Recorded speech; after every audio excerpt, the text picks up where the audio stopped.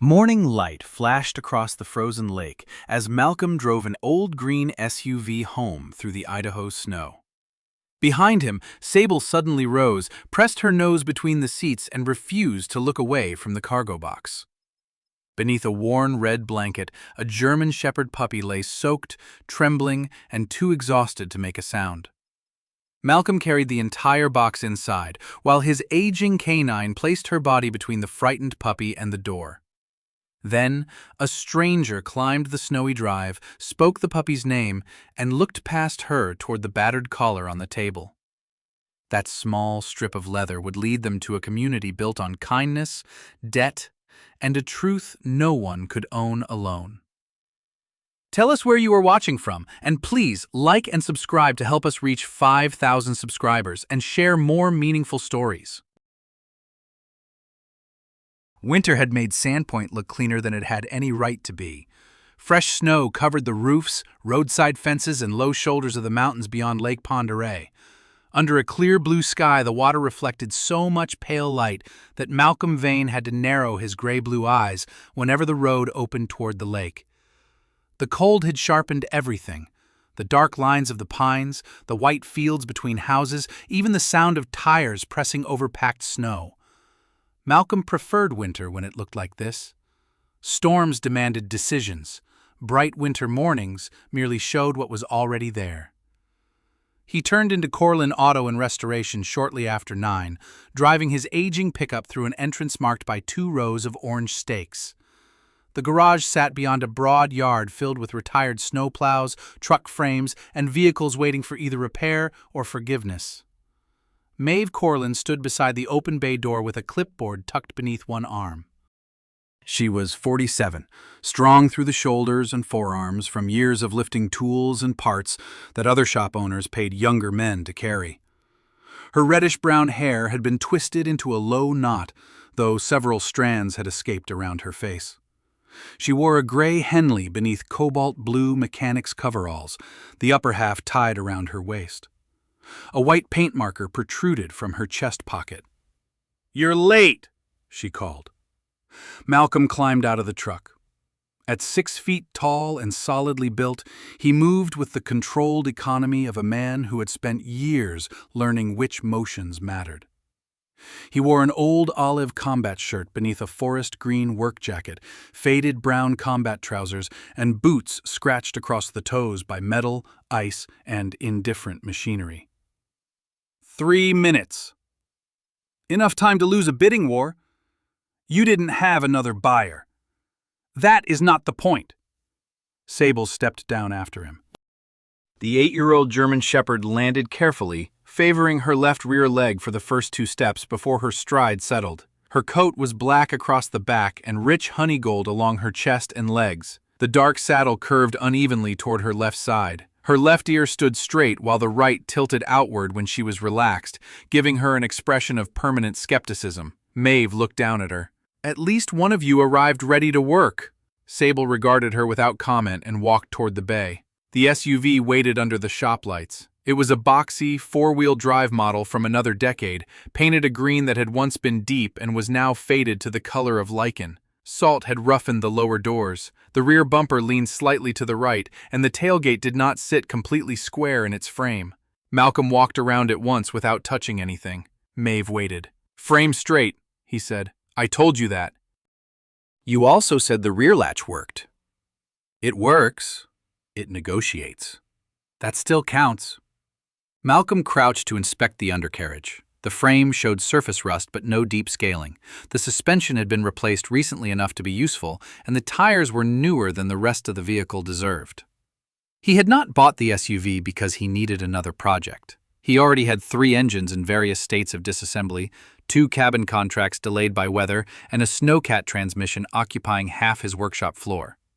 He had bought it because there were places in the northern Idaho mountains where ordinary trucks stopped being transportation and became arguments against gravity. Several old rescue cabins and emergency stations had been marked for inspection before the end of winter.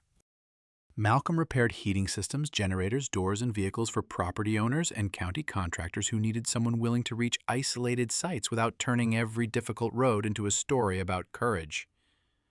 The SUV had enough ground clearance, a simple engine, and very little electronics. It was the kind of machine that admitted what it was. Sable entered the office while Malcolm and Maeve finished the paperwork. She lay beside a metal filing cabinet, her nose resting on her paws, watching the room without appearing to watch anything. Maeve signed the title, slid it across the desk, and pointed toward several boxes beside the rear door. "Those go with it." Malcolm looked over. 2 boxes contained belts, filters, hoses, and interior hardware. A third held old upholstery scraps, a faded blanket, toe straps, and a bundle of canvas. "I didn't buy your trash." "You bought the vehicle. The vehicle has a cultural history." "It has mold." "Surface character." Malcolm lifted the blanket by one corner.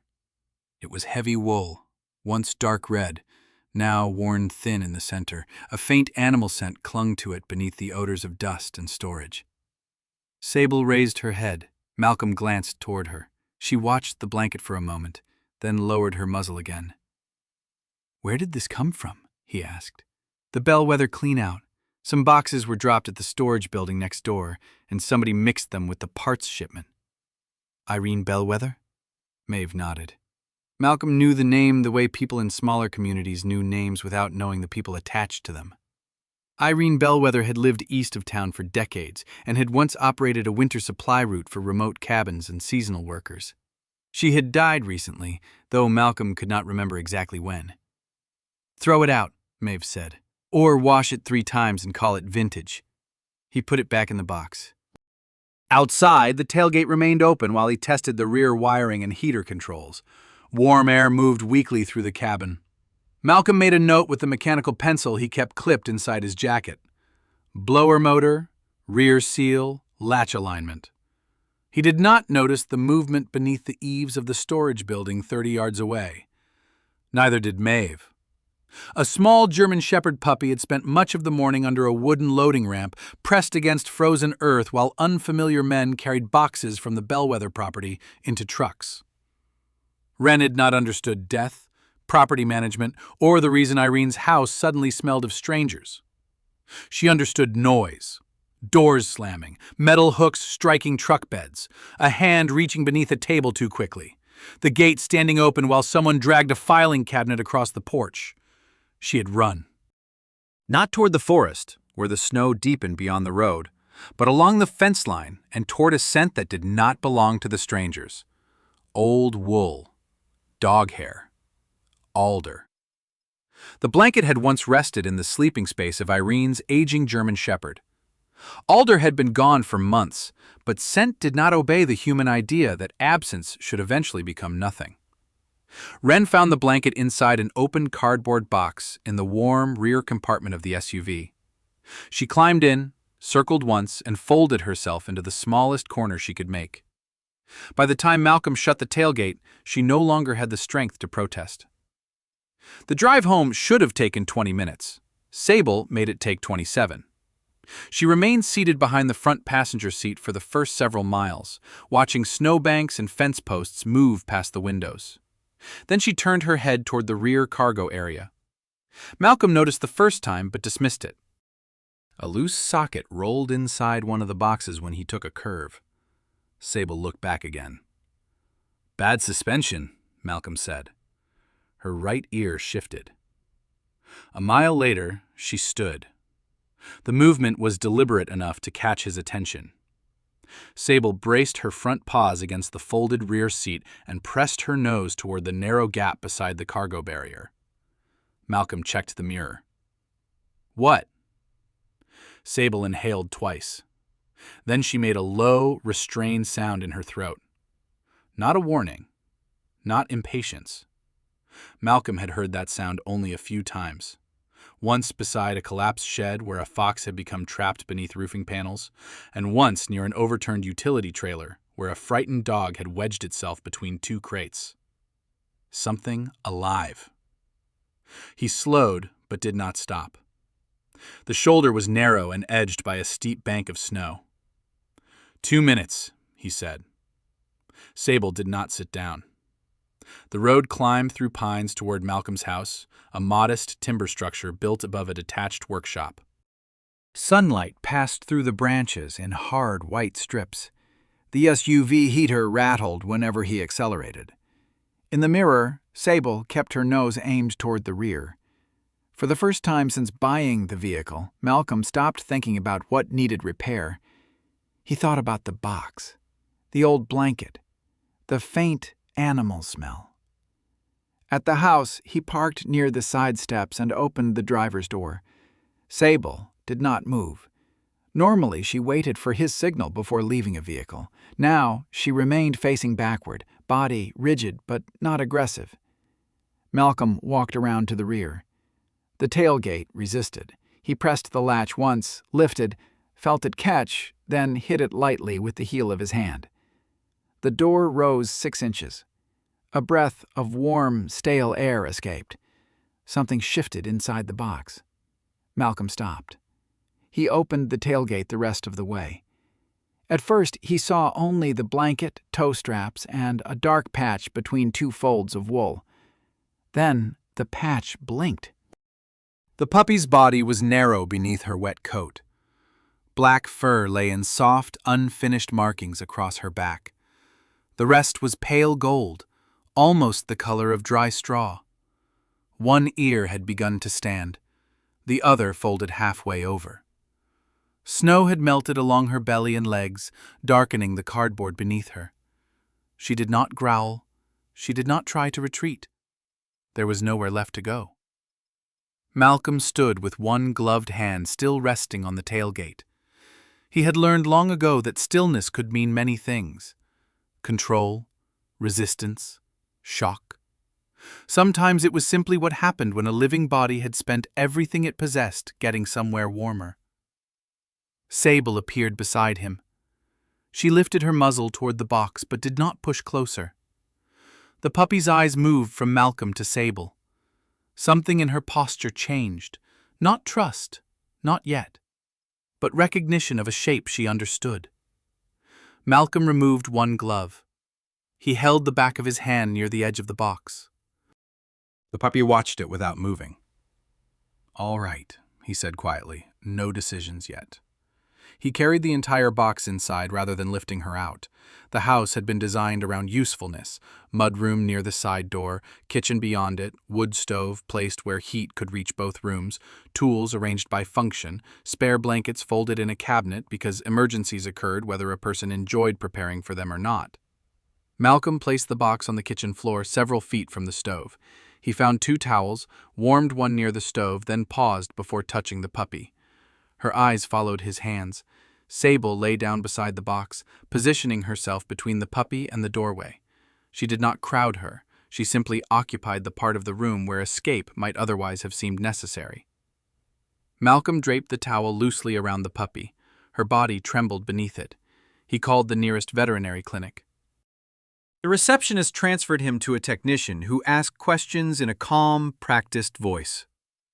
Breathing? Steady but shallow. Responsive? Yes. Bleeding? No. Can she stand? Haven't asked her. Don't. Keep her warm, not hot. Offer a small amount of water, no large meal yet. Malcolm looked through the window toward the road. The technician explained that a minor slide had blocked the lower approach to the county shelter and delayed their mobile service.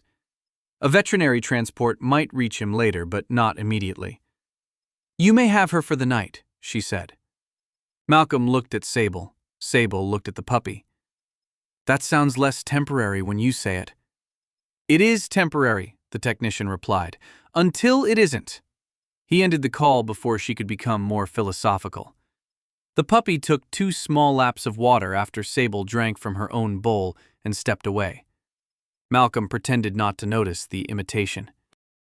When he inspected the puppy's collar, he saw that the red fabric had been adjusted too tightly around a strip of much older leather. The stitching was uneven, handmade rather than commercial. One section had rubbed the fur beneath it flat. I'm taking this off, he said. The puppy flinched when the metal buckle clicked. Sable lifted her head. Malcolm stopped, waited, then moved more slowly. The collar came free without resistance.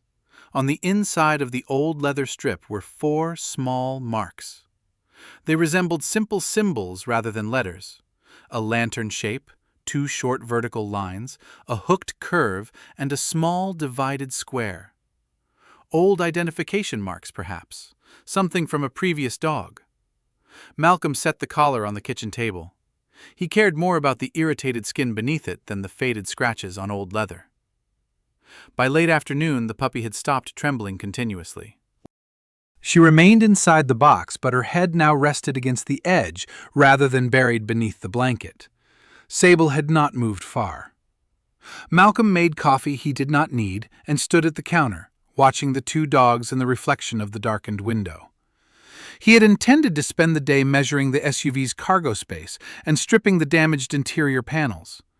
Instead, the vehicle sat outside with its tailgate still raised and a box missing from the back. There were forms for lost animals, calls to make, a shelter to contact, a list of sensible actions that would return the day to its proper shape. He knew how to follow a procedure. He also knew procedures did not warm anything by themselves. A vehicle engine sounded below the house. Sable rose before Malcolm reached the window. A cream-colored pickup stopped at the bottom of the short drive. The man who stepped out wore a charcoal wool coat over a steel blue sweater. He was shorter and heavier than Malcolm, with gray-blonde hair combed neatly to one side and a close, carefully maintained beard along his jaw. He climbed the slope without rushing. At the porch, he removed one leather glove before knocking. Malcolm opened the door, but did not invite him inside. The man's pale blue eyes moved past Malcolm toward the kitchen. "I'm Dorian Pike," he said. "I've been looking for a German Shepherd puppy." Sable stood several feet behind Malcolm, silent. "What does she look like?" 4 months old, female, black and gold, pale mark at the center of her chest. One ear still won't decide what it wants to be. "What's her name?" "Wren." At the sound, the puppy lifted her head inside the box. Dorian saw her through the doorway, his shoulders lowered. For one brief moment, relief changed his whole face. It was real enough that Malcolm noticed. "Thank God," Dorian said. He did not step forward. He described Irene Bellwether's house, the open gate, the moving crew, and the caretaker who had assumed Wren was hiding beneath the porch. His details were precise. Malcolm listened. "She's cold and underfed," he said. "The clinic wants her kept warm until transport can get through." Dorian nodded, though his attention had begun moving around the room. "Was she wearing a collar?" Malcolm looked at him. "Yes." Dorian's expression remained controlled. "It was rubbing her neck," Malcolm continued. "I took it off." The relief in Dorian's face did not disappear. It relocated. His eyes left Wren and settled on the kitchen table, on the old red collar, on the dark strip of leather sewn across it, and Malcolm understood that the man at his door had come looking for the puppy, but not only for the puppy. Dorian Pike kept his eyes on the collar for half a second too long. It was not enough to accuse him of anything. It was barely enough to name. His expression remained composed, his shoulders still lowered, with what appeared to be genuine relief at finding Wren alive. But Malcolm had spent too much of his life noticing the space between what people said and what their bodies protected. Wren lay inside the cardboard box near the stove, wrapped in a towel and watching the doorway through half-open eyes. Sable stood several feet behind Malcolm, her body angled rather than squared, calm, but positioned so that Dorian could not reach the puppy without passing her. Dorian looked back at Wren. "She belongs at the Bellwether house," he said. "I can take her now." "She's not going anywhere tonight." "The house has heat. She's dehydrated. I can manage that." Malcolm rested one hand against the doorframe. "The clinic wants her monitored." Dorian's jaw moved slightly beneath his neatly trimmed beard. "I have documentation in my truck." "That would be useful." The answer appeared to surprise him. Perhaps he had expected a refusal, something easier to fight. Dorian returned to the pickup and came back carrying a weatherproof folder. He did not attempt to push past Malcolm. Instead, he opened the folder on the porch rail as if they were two contractors comparing invoices. Inside were several papers from the county estate office, a receipt from a feed store, and 3 photographs. One showed Wren standing beside a wooden porch at Irene Bellwether's property. The puppy was smaller in the photograph and cleaner, with both ears folded and a red cloth tied loosely around her neck. Another showed Irene seated in a wicker chair, one hand resting on Wren's back. Irene had been thin, almost fragile, but her gaze toward the camera was direct enough to survive the image. The third photograph showed an elderly German shepherd lying beneath the same porch steps. The dog had a broad, dark saddle and graying muzzle. Around his neck was a brown leather collar. Malcolm looked at the photograph, then toward the red collar on his kitchen table. "The old dog was Alder?" he asked. Dorian paused. "Yes." "And Wren belonged to Irene?" "She lived with Irene." "That's not the same answer." Dorian closed the folder part way. "After Irene died, I was authorized to oversee the property and anything left on it until the estate was settled." "Anything? The house, equipment, animals?" The word landed badly. Dorian seemed to hear it. "I don't mean she's a chair," he said. "I mean she was under my responsibility." "Then why was she alone long enough to crawl into my vehicle?" "She wasn't alone." Wren shifted when Dorian raised his voice by a fraction. The buckle on his leather glove clicked against the porch rail. The puppy pressed herself deeper into the towel. Dorian glanced at her and frowned, not with cruelty, but with impatience toward a complication he could not organize. Sable moved once. She did not growl. She simply stepped across the open line between the doorway and Wren, placing her honey-gold chest where Dorian's attention had been. Dorian looked down at her.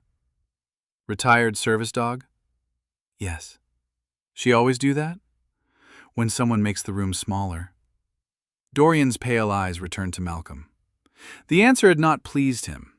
He opened the folder again and drew out the feed store receipt. "I bought food for Wren last month. I paid the caretaker to stay at the Bellwether property while the estate inventory was being completed.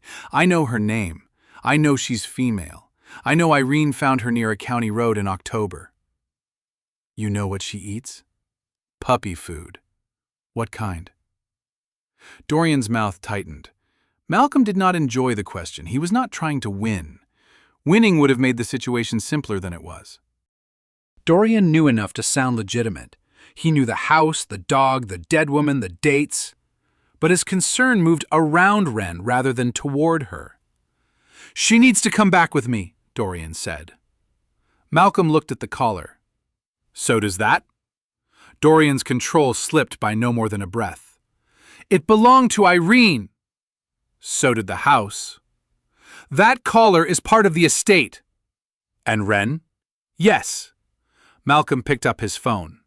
Dorian's expression hardened. "Who are you calling?" "Animal control." "You think I stole a dog I'm trying to recover?" "I think neither of us gets to decide this on my porch." For the first time, Dorian looked less offended than inconvenienced. "You could have called me before bringing her here." "She was already here when I found her." "You know what I mean." "I don't." Malcolm made the call. Tessa Rowe arrived 40 minutes later in a county vehicle with road salt crusted along the wheel wells. By then, the sun had dropped behind the pines, and the bright blue of the afternoon had turned to a colder gray. She stepped out carrying a canvas bag and a yellow slip lead looped around one wrist. Tessa was 44, compact and solidly built, with a thick dark braid laid over one shoulder and a scatter of pale freckles across her nose. Her county jacket was deep green, practical rather than authoritative. An orange whistle hung from the zipper. She took in the porch, the pickup, Malcolm, Dorian, and Sable in one sweep. "Which one of you's going to make this difficult?" she asked. Dorian straightened. "No one." Tessa looked at Malcolm. "I called you?" "That wasn't my question." Malcolm opened the door wider. Inside, Tessa did not approach Wren immediately. She placed her bag on the floor, removed her gloves, and sat sideways on a kitchen chair. "Hi, pup." Wren watched her. Tessa glanced at the water bowl, the towel, the distance from the stove, and Sable's position near the box. Who told you what to do? Veterinary technician at Lakeside. Good. Dorian remained near the doorway. She's under my management, he said. Tessa looked up. Dogs don't usually enjoy that phrase. I'm the authorized estate manager. That I can verify. I brought documentation. I'll verify that too. She drew a microchip scanner from her bag and turned it on. The small electronic chirp made Wren recoil. Dorian shifted his weight, and one of the metal clasps on his folder snapped shut. Wren's front paws scrabbled against the cardboard. Hold still, Dorian said. Tessa looked at him. The room changed. Not because she raised her voice. She did not. Do not tell a frightened animal to make your job easier. Dorian's face colored beneath the cold in his cheeks. I was trying to help. Then be quieter. Sable lowered herself beside the box. Wren pressed one shoulder against the older dog's flank. Tessa waited until the puppy's breathing slowed, then passed the scanner gently along her neck and shoulders. No beep. She tried again. Nothing. She may not have been chipped yet, Dorian said. Clearly. A second vehicle pulled into the drive. Dr. Lenora Webb came through the door carrying a black medical case and the expression of someone who had been pulled away from dinner but intended to remain professional about it. She was in her late 50s, narrow-faced, with silver hair escaping from beneath a knitted cap and square glasses fogged by the warmth of Malcolm's kitchen. She examined Wren with quiet hands. The puppy's gums were pale, but not dangerously so. Her temperature was low, though improved. Her ribs were too easy to feel beneath the damp fur. Underweight, Lenora said. Mildly dehydrated. No obvious trauma. She hasn't been outside for days, not in this weather. Less than 24 hours, most likely. Dorian seized on the statement. Then she wasn't neglected. Lenora looked at him over the top of her glasses. That is not what I said. Malcolm noticed the old pattern in the exchange. A man listening only for the sentence that would release him from responsibility. Lenora cleaned the irritated skin around Wren's neck and examined the collar after Malcolm brought it from the table. This wasn't made for her, she said. The red section might have been, Tessa replied. The leather's older. Lenora turned it beneath the kitchen light. The strip had been cut from a larger collar and stitched onto the fabric by hand. 4 small symbols had been pressed into its inner surface. Not freshly. The grooves were dark with age. Dorian stepped closer. Tessa immediately held out one hand. Stay there. That belongs to the Bellwether estate. At the moment, it is an item removed from an animal receiving veterinary examination. That sounds convenient. It sounds documented. Tessa photographed the collar from both sides, placed it beside a measuring scale, and wrote a description in her field notebook. Dorian watched each step with increasing stillness. Wren's condition had not made him this attentive. The leather had. That realization settled more firmly in Malcolm than suspicion had before. It did not prove Dorian intended harm.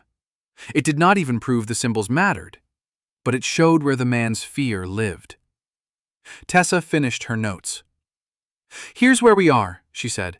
Mr. Pike has documents showing authority over the Bellwether property and temporary responsibility for assets associated with the estate.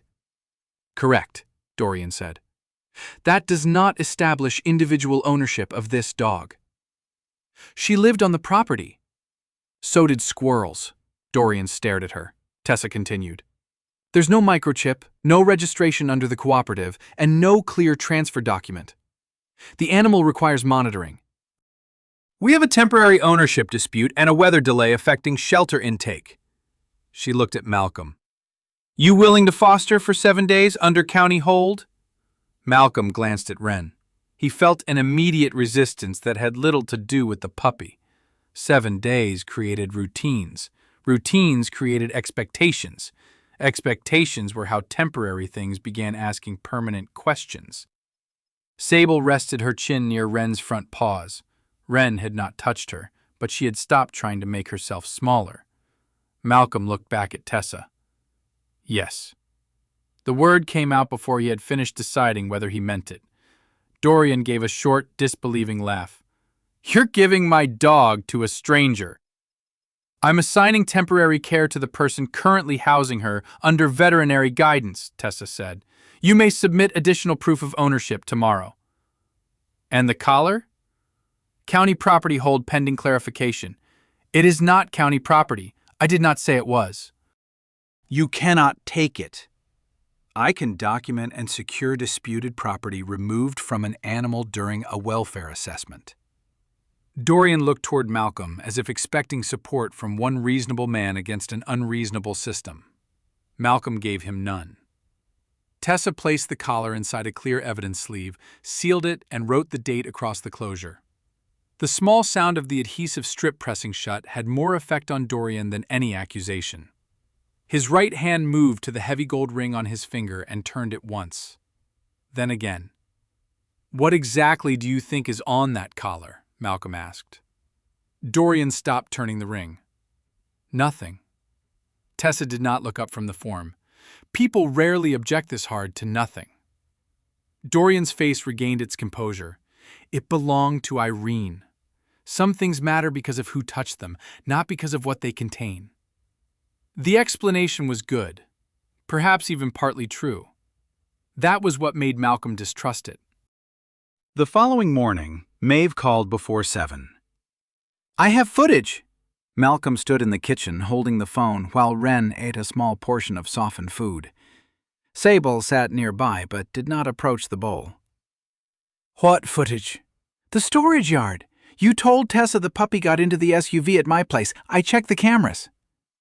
Malcolm drove back to the garage after Lenora confirmed Wren could be left for a short time with Water and Sable. He disliked leaving the puppy, which irritated him because he had known her less than a day. Maeve had cued the footage on a monitor in her office. The image showed the snowy yard from above. The timestamp placed it shortly after 8 in the morning.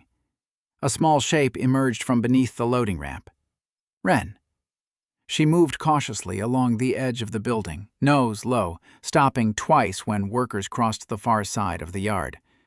Then she reached the open SUV. She did not wander around it.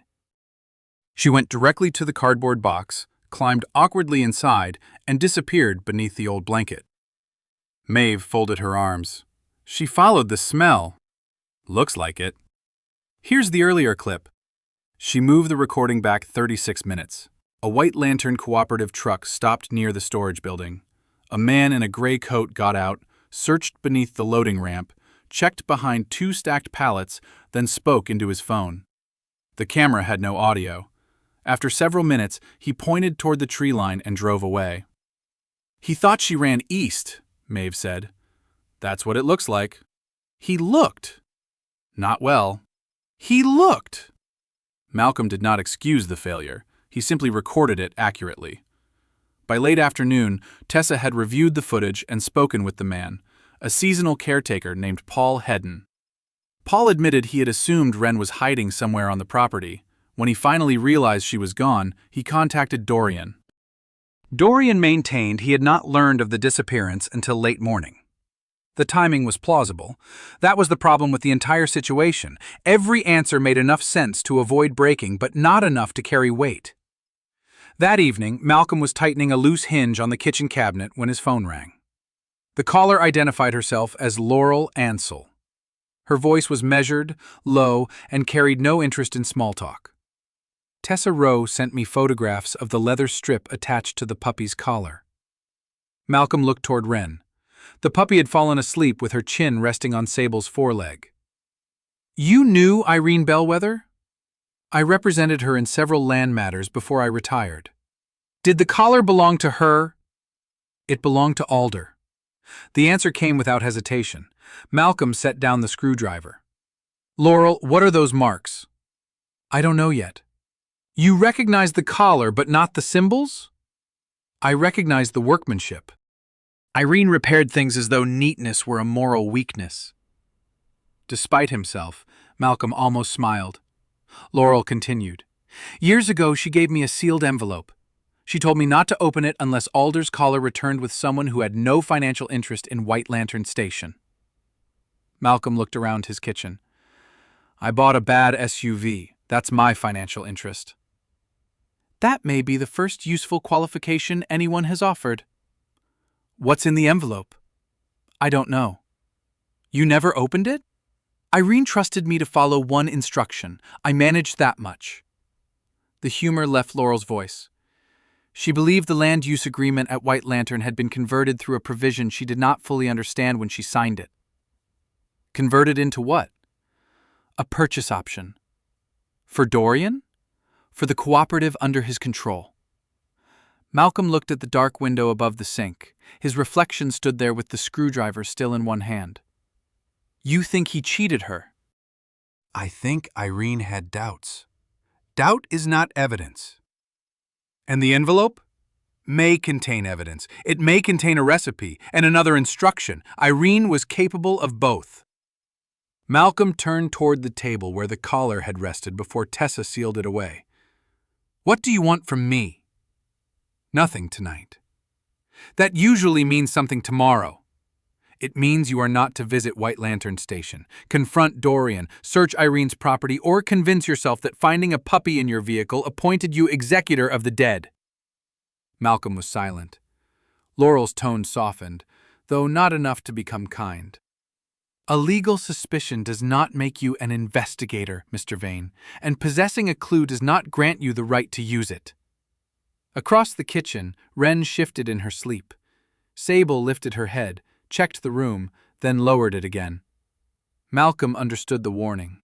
More importantly, he understood why Laurel had given it to him. There were men who mistook urgency for authority. He had once been one of them. I won't touch anything, he said. Good. When will you open the envelope? When Tessa confirms the collar's chain of custody and when I can do it in front of witnesses. That sounds slow. Truth that arrives too fast usually belongs to the person carrying it. The call ended. Malcolm remained by the counter. Wren was safe for 7 days. The collar was secured. Dorian's documents were legitimate enough to matter and incomplete enough to doubt. Nothing had been solved. That should have made the situation easier to leave alone. Instead, Malcolm looked at the small sleeping dog beside Sable and felt the first quiet pressure of a responsibility that did not belong to him yet, but had already reached his door. Laurel Ansell arrived shortly after 10 the next morning, when sunlight was beginning to soften the frost along Malcolm's kitchen window. She drove an older, dark blue station wagon with a cracked rear light covered neatly in red tape. It was not the vehicle Malcolm would have expected from a retired land attorney. Then again, almost nothing about Laurel appeared chosen to satisfy expectation. She came up the steps carrying a narrow leather document case beneath one arm. Her silver-brown hair had been cut to her jaw and pinned back on one side with a tortoiseshell clip. A charcoal coat hung straight from her shoulders. When she removed her gloves, Malcolm noticed a faint blue ink stain on the middle finger of her right hand. Tessa Rowe arrived 5 minutes later. She had already confirmed through estate photographs and an old veterinary record that the leather strip sewn onto Wren's red collar had once been part of Alder's collar. The original item remained sealed in county custody. Tessa carried only a printed chain of custody form and several enlarged photographs. No collar leaves my office today, she said as Malcolm opened the door. Laurel stepped past her into the kitchen. Good morning to you, too. It was a warning for him. I assumed as much. Malcolm closed the door behind them. Wren stood near Sable's shoulder, watching the two women enter. The puppy's coat had begun to dry into soft, uneven waves. She no longer hid inside the cardboard box, though she kept one paw touching the edge, as if the box remained a place she might need to become invisible again. Sable walked toward Laurel first. Laurel stopped and allowed the older German shepherd to inspect the hem of her coat. She did not reach down. She waited until Sable stepped away before moving farther into the room. You've met working dogs before, Malcolm said.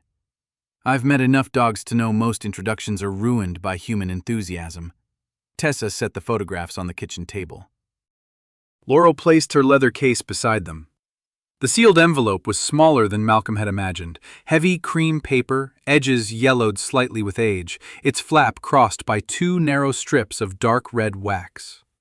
Irene Bellwether's handwriting filled the front in firm, blue-black ink. To be opened only when Alder's Collar returns with a person who has no financial claim upon White Lantern land. Malcolm read the sentence twice. It doesn't name me. That is one of its better qualities, Laurel said. You're certain finding the puppy qualifies? I'm certain enough to open the envelope in front of a county witness. I am not certain enough to make claims about what Irene intended beyond the words she actually wrote. Tessa took a seat at the end of the table and opened her notebook. State the date, time, and who's present, she said. Laurel looked at her. You enjoy procedure. I enjoy knowing which version of events can survive 3 months. Laurel gave the smallest nod of approval. She stated the information, then slid a thin brass opener beneath the waxed flap. Malcolm expected the moment to feel important. Instead, the wood stove clicked. Wren scratched once behind her ear. A snowplow passed on the road below the house. The envelope opened without ceremony. Inside were 5 folded sheets. Laurel spread them across the table carefully. The first was an old map of the eastern shore of Lake Pend Oreille, marked by a hand-drawn route running through 4 locations. Each stop carried one of the symbols found on Alder's Collar: the lantern shape, 2 vertical marks, a hooked curve, and a divided square. The second sheet contained 6 numbers written in 2 groups, followed by a blank line. That is not a complete combination, Malcolm said. No, Laurel replied. The third sheet held only a name: Jonah Creed. The fourth contained a short instruction: review the original land use agreement and all later amendments before seeking the steel box at White Lantern. The final page carried one sentence written larger than the rest. Do not save a roof by making the people beneath it debtors to your gratitude. No one spoke immediately. Tessa was the first to move. She photographed each sheet where it lay. Malcolm looked from the sentence to Laurel. What did she mean? Laurel removed her red-framed reading glasses from the document case. If Irene had wanted me to answer that for her, she would have written a longer sentence.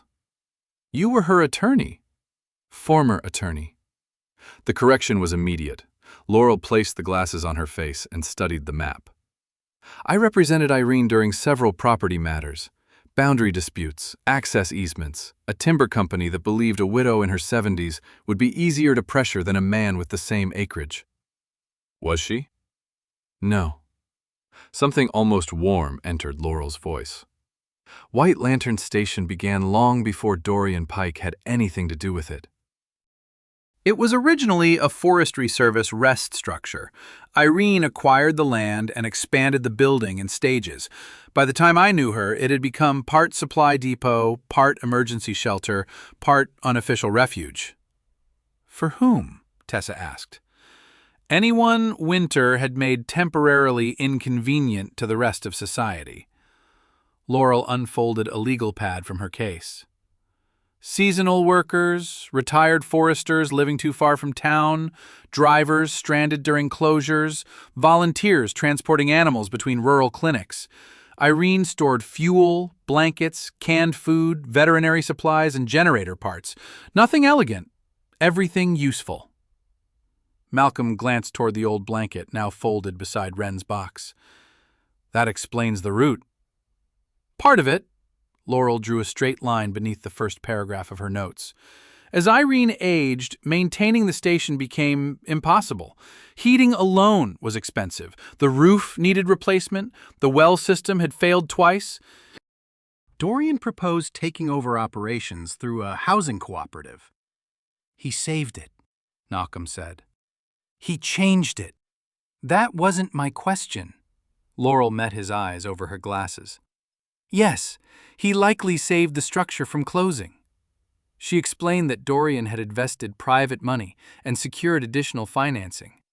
He rebuilt the heating system, divided the main structure into small residential units, added accessible bathrooms, and turned White Lantern into year-round housing for adults who had difficulty qualifying for ordinary leases. Irene signed a long-term land use agreement allowing the cooperative to operate there. The problem appeared later. Buried among amendments concerning repairs, insurance, and financing was a conversion clause. If the cooperative reached specific investment thresholds, it could transform its long-term use rights into an option to purchase the land. Was the clause illegal? Malcolm asked. Not on its face. Did Irene sign it? Yes. Then what are we doing? Laurel removed her glasses, determining whether she understood what she signed. The answer returned Malcolm to an older room, colder than his kitchen, where engineers had spoken in careful language about acceptable thresholds and manageable risk. He remembered the relief that had moved through the room when he stopped objecting. The document had been complete. The signatures had been valid. None of that had made the decision honest. Laurel continued. Irene's health had declined. Her eyesight was poor. She tired quickly. Dorian often brought documents directly to the house and explained them himself before sending them to the outside firm handling the cooperative. You think he lied? I think he may have described a permanent purchase option as a financing safeguard. That sounds like lying. It sounds like a theory. The distinction matters. Tessa closed her notebook halfway. Was there a final trust document? I have an early draft. It leaves the land in a community trust and prohibits private resale. But Irene never filed that version through my office. Because you retired? Malcolm asked. Laurel's mouth tightened. Because my sister became ill and I stepped away from active practice. Irene moved the matter elsewhere. By the time I learned she was unhappy with the amendments, she had already signed them. Why didn't she challenge the agreement then? She may have intended to. She may have changed her mind. She may have decided that fighting Dorian would hurt the residents. Irene was not a symbol. She was an aging woman trying to choose between two imperfect outcomes. That was the first thing Laurel said that made Irene feel real to Malcolm. Not wise beyond error, not secretly controlling events from beyond death. Simply late in life, carrying a decision too large for one person. Malcolm pushed the map toward Laurel. Give all of this to the estate attorney. Let them handle it. Laurel looked at him for several seconds. I intend to. Good. That does not complete the task. It completes mine. Wren crossed the kitchen behind them. Her first steps on the smooth boards were cautious. Sable moved beside her, not touching, matching the puppy's shorter stride. At the threshold to the mudroom, Wren stopped. The wooden strip beneath the door was barely an inch high. The day before, she had scrambled over it in panic. Now she lowered her head and studied it, as though it were a river. Sable crossed first. Then she turned around. She did not pull, bark, or return to Wren. She simply waited on the other side. Wren shifted one front paw forward, withdrew it, tried again. Malcolm stopped listening to Laurel. The puppy stepped over the threshold. Nothing happened. No praise filled the room. No one rushed toward her. Sable turned and continued into the mudroom. Wren followed. By the time Malcolm looked back, Laurel was watching him. What? He asked. Nothing. That usually means something. It means your dog understands confidence better than most institutions. Sable isn't training her. No, Laurel said. She is making tomorrow predictable. The sentence stayed with Malcolm. Since Wren arrived, Sable had created small repetitions around her. She drank, then stepped away so Wren could approach the water. She paused at the kitchen step. She waited beside the food bowl without taking anything. When Malcolm opened the workshop door and the metal hinges groaned, Sable positioned herself where Wren could retreat behind her without being trapped. None of it was command work. Sable was not preparing Wren for usefulness. She was teaching her that a floor could remain in the same place. A door could open without danger, and a person could leave a room and return unchanged. Tomorrow would resemble today. For a creature frightened by sudden absence, that was no small promise. Malcolm folded his arms. I can care for the puppy for 7 days. I can sign a statement about where I found the collar. Beyond that, this belongs to lawyers. Laurel returned to the map. Ordinarily, I would agree. But the envelope names Jonah Creed. He lives near Clark Fork and no longer drives in winter. The route crosses 2 roads that may not have been cleared after last week's snow. You need transportation. I need someone who knows vehicles, winter access, and when not to confuse a difficult road with a personal challenge. Tessa has a county truck. Tessa shook her head. I have 12 active cases and 1 heater that smells like burned socks. You're both very persuasive. We have practiced. Laurel pointed to the symbols. I spoke with Jonah briefly this morning. He confirmed they mark 4 old supply stops. He also insisted only one of them has any direct connection to White Lantern Station. So no hidden message at every stop. No treasure hunt. No boxes under floorboards. If Irene buried documents beneath 4 separate buildings, I will personally revise my opinion of her intelligence. Tessa slid one of the enlarged collar photographs toward Laurel. What are the stops for? Jonah says they established the order in which Irene organized winter deliveries. The locations may confirm the symbols, explain the trust's original purpose, and determine how the number groups in the envelope should be arranged. And the steel box? Malcolm asked. At White Lantern, apparently. You're not opening it. Not without lawful access and witnesses. Malcolm looked again at Irene's instruction to review the land records first. She had not designed a race toward a secret. She had inserted delay. Paper before steel. History before possession. Understanding before action. He disliked the respect that stirred in him. Tessa gathered the pages and placed each inside a transparent sleeve. Laurel signed a receipt acknowledging that the envelope had been opened in the presence of witnesses. The original collar remained at the county office. Laurel would contact the attorney currently handling Irene's estate and request formal access to the relevant records. Nothing would happen quickly. Malcolm should have felt relieved. Instead, he looked through the mudroom doorway. Wren had reached the exterior step. Sable stood below in the snow, waiting. Wren placed one oversized paw onto the white surface, startled at the cold, then drew it back. Sable remained still. The puppy tried again. Malcolm exhaled. I'll drive, he said. Laurel did not smile. Only as transportation support and witness. I heard you the first time. I find repetition useful with men who have previously worked in special operations. I repair heating systems now.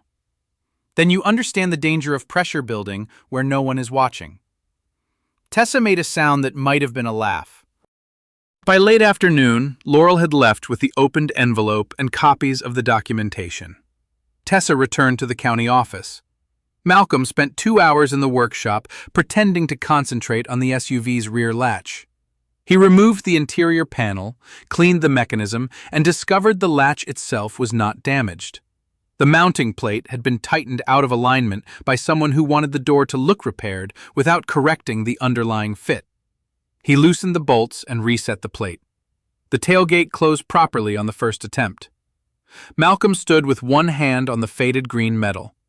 Some faults survived because people kept forcing the mechanism around them. Near sunset, Dorian's cream-colored pickup appeared at the bottom of the drive. He came alone. This time he wore a dark blue technical jacket instead of the wool coat. Snow clung to the shoulders. His hands remained bare despite the cold. Malcolm met him outside. Saw Laurel's car, Dorian said. Then you know she was here. What did Irene leave? Ask the estate attorney. Dorian's jaw tightened.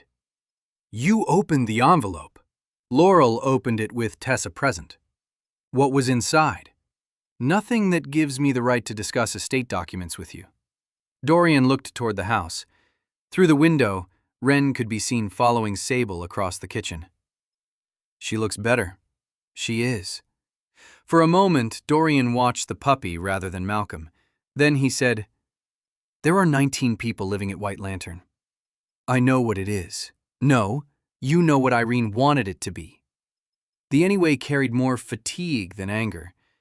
Dorian stepped closer, not threatening, simply unwilling to speak across the distance.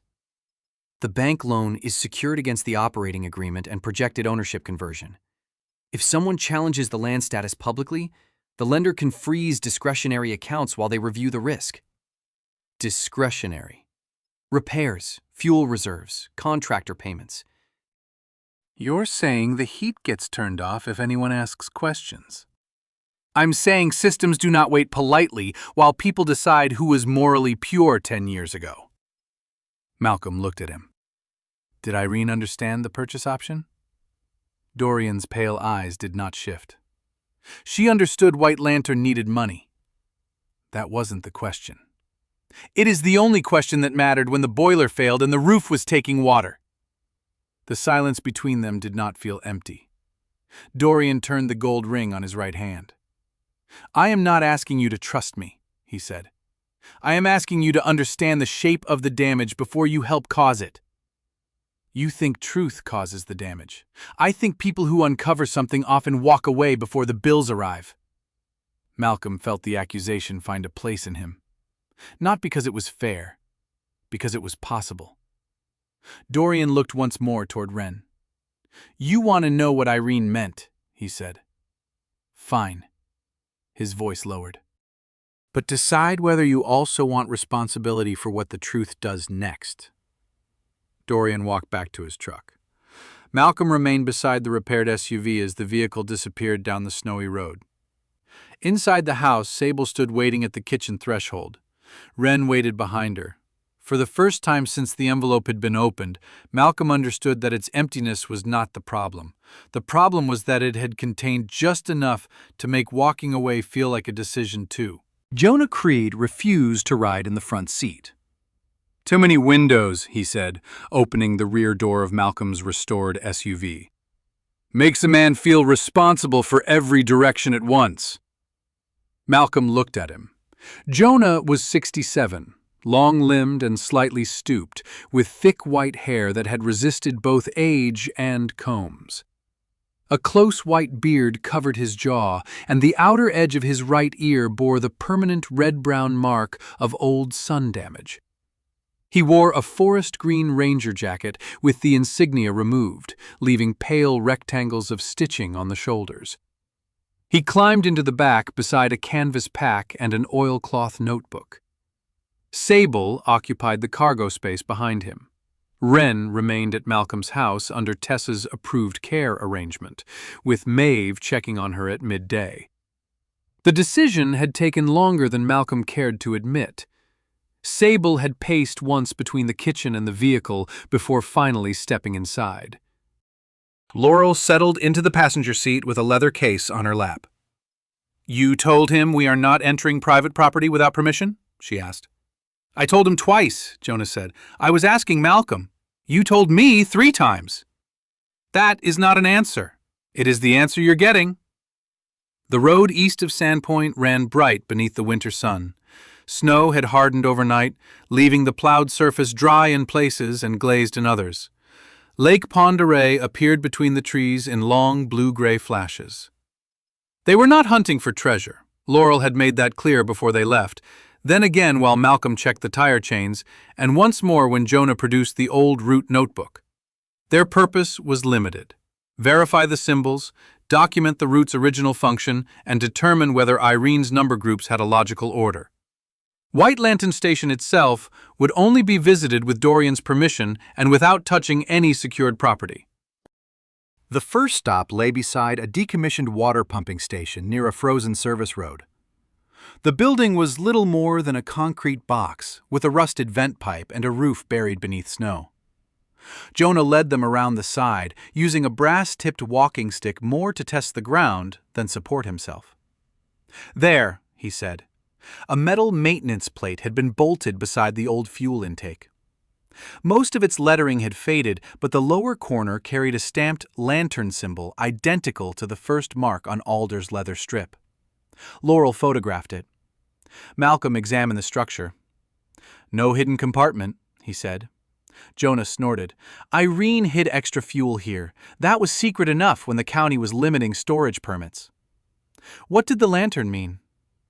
Heat first. Jonah opened the oilcloth notebook. The pages had softened at the edges but remained legible beneath his careful handwriting. During bad weather, every stop had a category. Lantern meant heat or fuel. The two upright marks were shelter. The hooked symbol meant medical or animal transport. The divided square meant food and general supplies. Laurel studied the old plate. So the marks identify function, not location alone. Both, Jonah said. Irene liked systems that worked even when people forgot the story behind them. Malcolm looked at the concrete building. The place was plain, unromantic, and useful. That seemed more believable than any secret chamber. Their second stop stood farther inland, where the road narrowed through dense pine and climbed toward an old ranger shelter. The cabin was county-owned and listed as an emergency structures, which gave Jonah permission to access it as a former volunteer caretaker. The door stuck under wind-packed snow. Malcolm cleared the sill with a shovel, while Laurel stood beneath the eave, reading a weathered notice warning visitors not to rely on the stove. Inside, the air smelled of cold wood, iron, and mouse droppings. A narrow bunk ran along one wall. An old radio shelf faced a desk scarred by years of knives, cups, and impatient writing. Jonah removed a ledger from a metal cabinet. "This is a copy," he said. "Originals went to the county archive." Laurel opened it on the desk. The pages recorded winter dispatches from more than 20 years earlier. Names, dates, road conditions, quantities of fuel, canned food, animal feed, and medical supplies. Irene's handwriting appeared in the margins, direct and unsentimental. "Mrs. Gable cannot drive. Deliver before dark. Farrier's truck has chains. He can wait. 3 workers at North Cabin have stovewood. Do not divert fuel yet. Injured dog transport must leave before road closes." Malcolm read several entries twice. Irene had not organized the route by distance, influence, or size of need. She had begun with the people least able to help themselves, even when doing so was less efficient. "Here," Laurel said. One page listed the 4 route symbols beside a storm date. The order matched Irene's priorities that day: medical transport, isolated shelter, heating failure, general supply delivery. The number beside each category aligned with the groups written in the envelope. "It gives us an order," Laurel said. "Not necessarily the only one, but a documented one." Jonah leaned against the desk. "She changed the order depending on conditions." "Then how do we know which date matters?" "The envelope was sealed on the anniversary of the Lake Talus storm." Laurel turned toward him. "You did not mention that. You did not ask when she sealed it." Malcolm watched Laurel decide whether irritation would improve the situation. It did not. Jonah opened another page and pointed to a handwritten line. The same 4 symbols appeared beside the date marked on Irene's envelope. Laurel wrote the sequence down but did not combine it with the numbers yet. "Not until we review the land records," she said. Jonah looked amused. "Irene would have liked you. She often did not. That is different." They ate lunch outside on a bench facing a field of untouched snow. Jonah drank coffee from a metal thermos, scarred nearly white around the base. Malcolm watched Sable move slowly along the edge of the clearing. She was not searching. She tested scents, checked the tree line, and returned without being called. "You knew Irene well?" Malcolm asked. Jonah considered the question. "Well enough to disappoint her, honestly." "That sounds exhausting." It was. Jonah's pale eyes stayed on the trees. She believed a person with strength owed some of it to the route. Time, fuel, a spare room, whatever they had. But she had a flaw. Laurel looked over. "Only one?" "She trusted usefulness too much." Malcolm waited. "If someone fixed enough problems," Jonah said, "Irene sometimes forgave how much control they gathered while doing it." The words seemed to remain in the cold air after the breath that carried them vanished. At the third stop, Malcolm understood what Jonah meant. The community greenhouse stood less than a mile from White Lantern Station. Its plastic roof glowed under the afternoon sun, and the snow around it had been shoveled into clean banks. Warm condensation clouded the interior panels. Inside, rows of winter greens grew beneath suspended lights. The air smelled of damp soil, basil, and heated plastic. Calvin Rourke was replacing a faulty outlet near the irrigation timer. He was 64, narrow-faced, silver-haired, and lean, with a thin mustache and a permanently bent little finger on his left hand. A red voltage tester protruded from the pocket of his blue-black flannel shirt.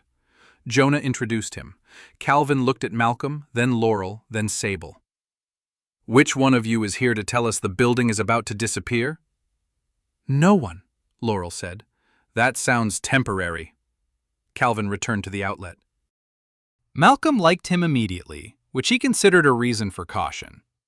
A woman named Ruth Morrow brought them tea from the small kitchen at the rear. She had worked for years as a cook at a lakeside resort before seasonal layoffs and rising rent left her sleeping in a borrowed room.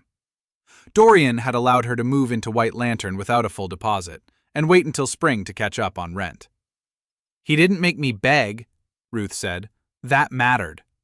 Calvin tightened the outlet cover. "He remembers that it mattered." The sentence changed the room. Ruth looked down at her cup. Calvin sat on an overturned crate and wiped his fingers on a cloth. "My wife died 6 years ago. Electrical work slowed after that. Or maybe I slowed. Hard to separate those things."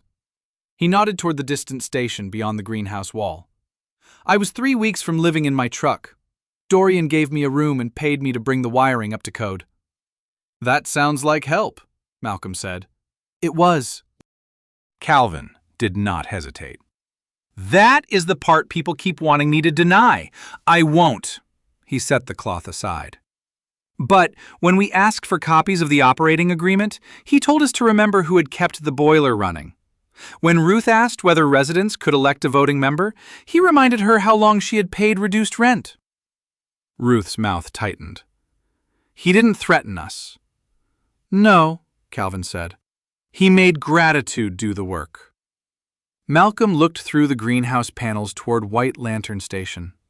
From there it appeared less like a contested property than a collection of ordinary roofs beneath snow. Smoke rose from 2 chimneys. A maintenance truck sat near the main entrance. Someone had cleared a path wide enough for a wheelchair between the housing building and the greenhouse. Nothing about it looked like theft. Nothing about Calvin's voice sounded free. Dorian had built something useful. He had also made himself inseparable from its usefulness.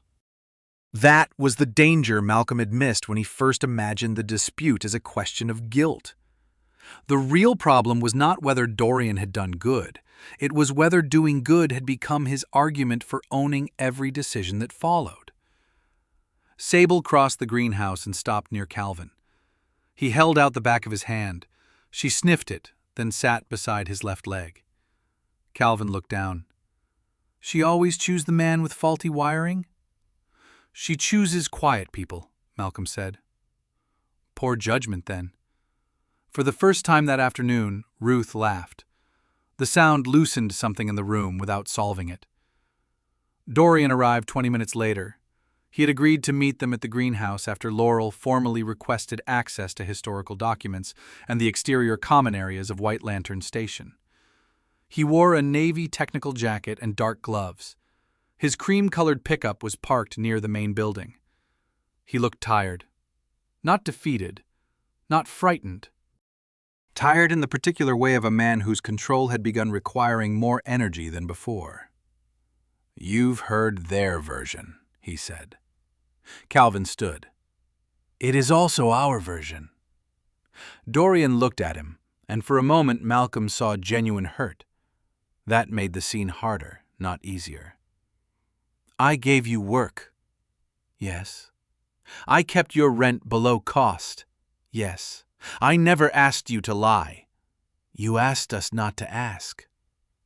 Dorian turned toward Laurel. "You wanted to inspect the route. You have." "There is one more location," she said. "White Lantern." "Yes." Dorian glanced at Malcolm. "You brought the dog?" "Sable. I meant the puppy. No. Something passed across Dorian's face. Relief, perhaps, or calculation. Laurel opened her leather case and removed a copy of the envelope's instruction. Before we go farther, I need a direct answer. Why were you looking for Alder's collar? The greenhouse became quiet. Dorian removed one glove and turned the gold ring on his right hand. Calvin watched him. Ruth remained near the tea counter, both hands wrapped around her cup. Dorian could have denied knowing its importance. He could have claimed sentiment, estate inventory, or simple curiosity. Instead, he looked toward the snow beyond the greenhouse. After Irene died, I reviewed the papers left in her desk. There was a note in an unmarked folder. What did it say? Laurel asked. Alder carries the order. Jonah's expression did not change, but his hand tightened around the top of his walking stick. I thought Alder was an account name, Dorian continued, or a trust, possibly a route category. Then I found a photograph of Irene with the old dog. And the collar? Malcolm asked. I knew Alder's collar had been kept in the house. I did not know Irene had cut part of it away and sewn it onto Wren's. When did you realize? The morning Wren disappeared. The caretaker sent me a recent photograph. I enlarged it and saw the leather strip. So you went looking for the puppy? Yes. For the collar. For both. The honesty did not absolve him. It did prevent the conversation from becoming simple. Laurel held up the copied instruction. Did Irene understand the purchase conversion clause?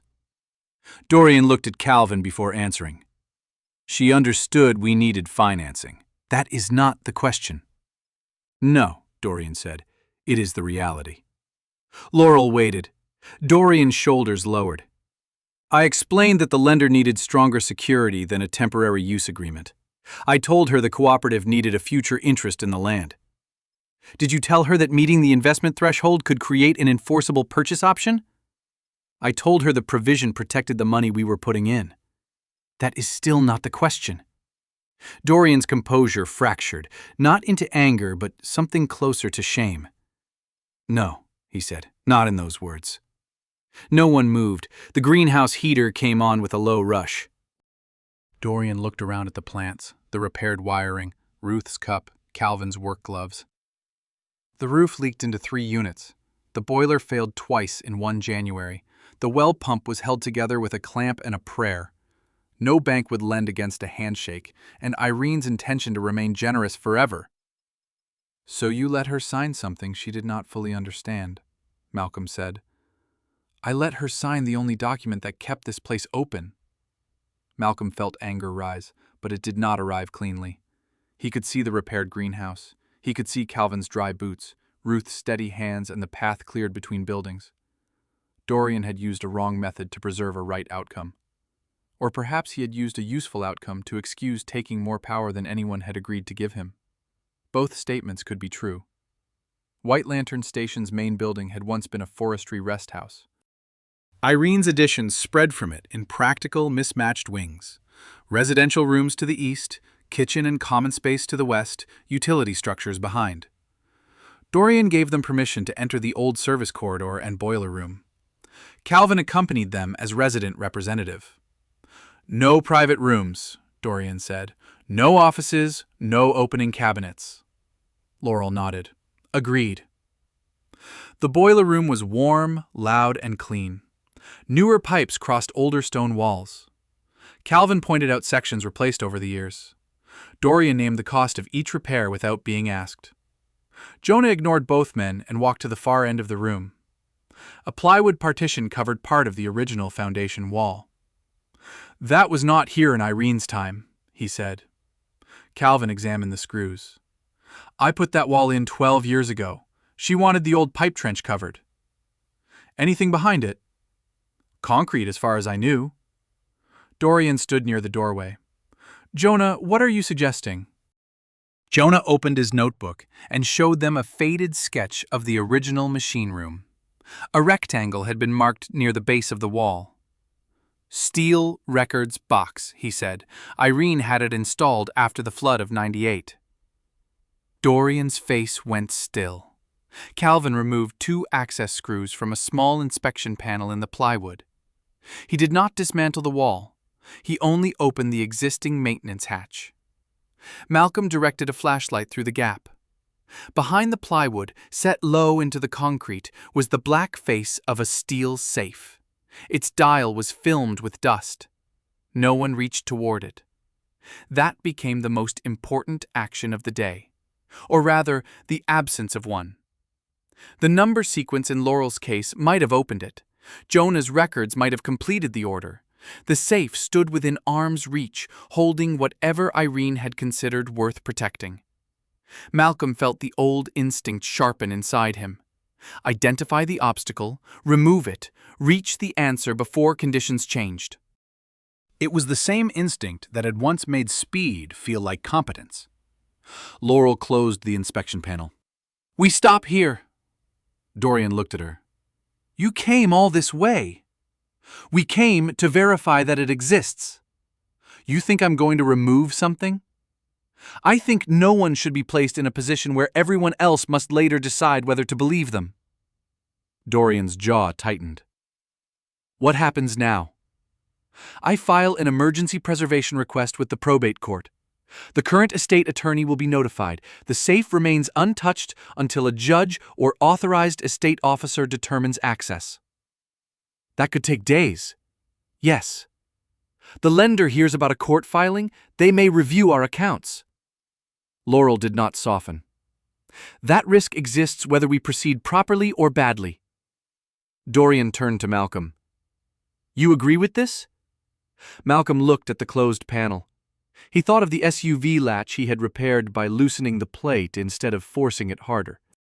He thought of a room years ago where a signature had moved a dangerous decision forward because delay was inconvenient. Yes. The answer cost him more than he expected, not because he wanted the contents, because he wanted the relief of knowing. Dorian removed his phone and called the cooperative's counsel.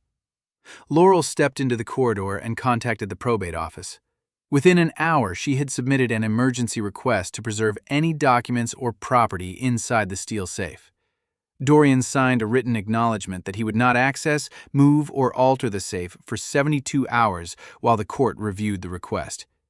He signed heavily, pressing the pen hard enough to leave a mark on the sheet beneath. "This is what you wanted," he said.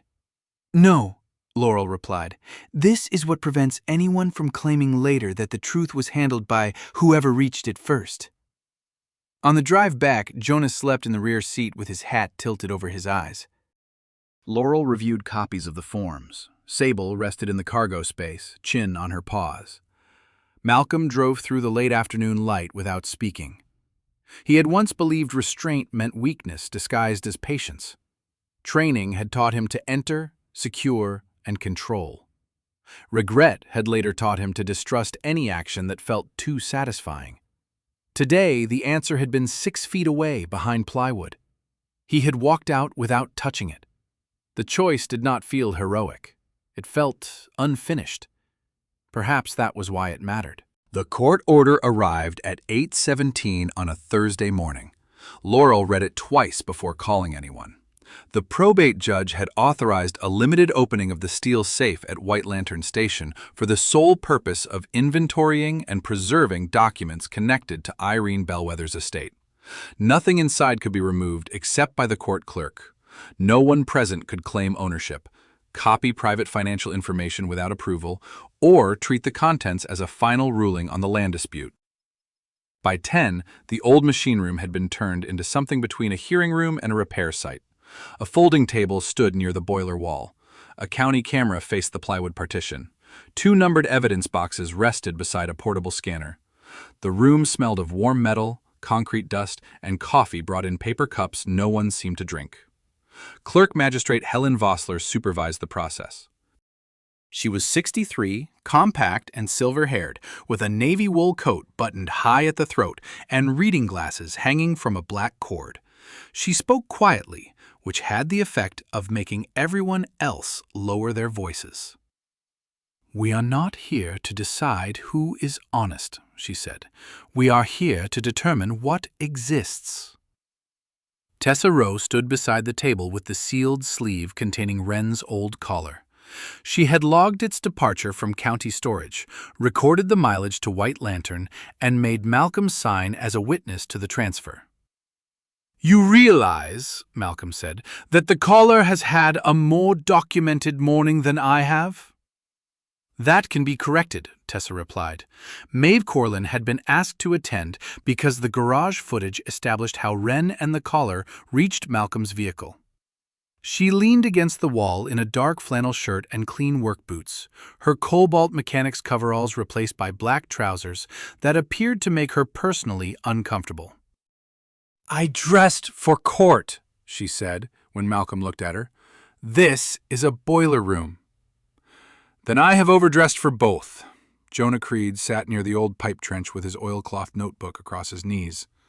Calvin Rourke stood close to the doorway, not blocking it but holding the place of someone who understood that every decision in the room might eventually reach his bed, his rent, and his heat. Dorian Pike arrived last. He wore a dark wool jacket over a white shirt without a tie. His face was composed, but the gold ring on his right hand turned slowly beneath his thumb. He brought his attorney, though the court order allowed the lawyer to observe rather than control the inventory. Laurel placed Irene's opened envelope on the folding table. Helen examined the seals, compared the photographs, and asked each person to state their name and reason for being present. When she reached Malcolm, he said, "I found the puppy in a vehicle I had just purchased. The collar was on her." "Do you claim any interest in White Lantern Station or the Bellwether estate?" "No." "Do you claim any authority to interpret Irene Bellwether's intent?" "No." Dorian looked at him then. Malcolm could not tell whether the glance carried relief or disappointment. Tessa opened the evidence sleeve only after Helen announced the time for the recording. The old collar lay on the table beneath the machine room lights, faded red fabric, uneven stitching, and the darker strip of leather that had once belonged to Alder. It looked too ordinary to have reorganized so many lives. Jonah opened the route ledger to the storm date matching the seal on Irene's envelope. Laurel placed the incomplete number sequence beside it. The combination had to be reconstructed through 3 separate sources. The envelope provided the number groups. Alder's leather strip provided 4 symbols. Jonah's ledger established the correct order for those symbols on the date Irene had chosen. Laurel read each number aloud. Jonah confirmed the corresponding route category. Tessa photographed every alignment before anyone approached the safe. No one asked Malcolm to turn the dial. That mattered more than he expected. A licensed locksmith hired by the estate removed the inspection panel, cleaned the dial, and entered the sequence while Helen watched from less than 3 feet away. The first attempt failed. Dorian released a breath through his nose. Maeve folded her arms. Jonah studied the ledger again. "Wait," he said. He pointed to an entry written beneath the route order. A veterinary transport had been delayed by a washed-out road and reassigned to the next morning. Irene had crossed out the original category number, but not the symbol. "The date order follows completed deliveries," Jonah said, "not planned ones." Laurel adjusted the final 2 groups. The locksmith tried again. The dial stopped. A muted internal click sounded inside the steel door. No one celebrated. The locksmith opened it 3 inches and stepped back. Cold, dry air moved from the dark interior. Helen approached first. She photographed the untouched contents, then described them aloud for the recording. 3 archival document boxes. 1 sealed legal envelope, a narrow ledger, a cloth pouch tied with faded blue cord. No cash, no jewelry, no object that could be held up before the room as proof that one person had been right all along. Helen removed each item with gloved hands and assigned it an inventory number. The first box contained a notarized amendment to the Bellwether Community Trust. The document had been signed and witnessed but never recorded with the county. Laurel read the first pages in silence. "Well?" Dorian asked. "It is not self-executing," she said. "What does that mean?" "It means this does not automatically erase the cooperative's current agreement or your purchase option." The tension in Dorian's shoulders eased slightly. Laurel continued. It does establish that Irene intended to move the land into a restricted community trust and prohibit resale to private developers. The relief disappeared. The second item was a long letter addressed not to an individual, but to the people who will have to live with what I failed to finish. Helen allowed Laurel to read it aloud because the court order identified Laurel as the former attorney most familiar with Irene's estate plan. Irene's writing was practical even in confession. She acknowledged that White Lantern had been near collapse when Dorian stepped in. The roof leaked, the boiler was unreliable, the well required replacement. She wrote that Dorian had done what committees and county offices had failed to do. He had found money, workers, and a way to keep people housed. I was grateful to him, Laurel read. Dorian's gaze dropped toward the table. Then came the next line. My gratitude became the first currency he used to purchase authority I had not knowingly agreed to sell. The machine room seemed to contract around the words. The letter did not accuse Dorian of forging documents or stealing funds. Irene wrote that she had signed papers while tired, ill, and afraid White Lantern would close. She admitted she had accepted explanations without insisting that someone independent review them. She also wrote that Dorian had described the purchase conversion as protection for the cooperative's investments, not as a path toward control of the land itself. Dorian interrupted. She knew the lender required security. Helen raised one hand.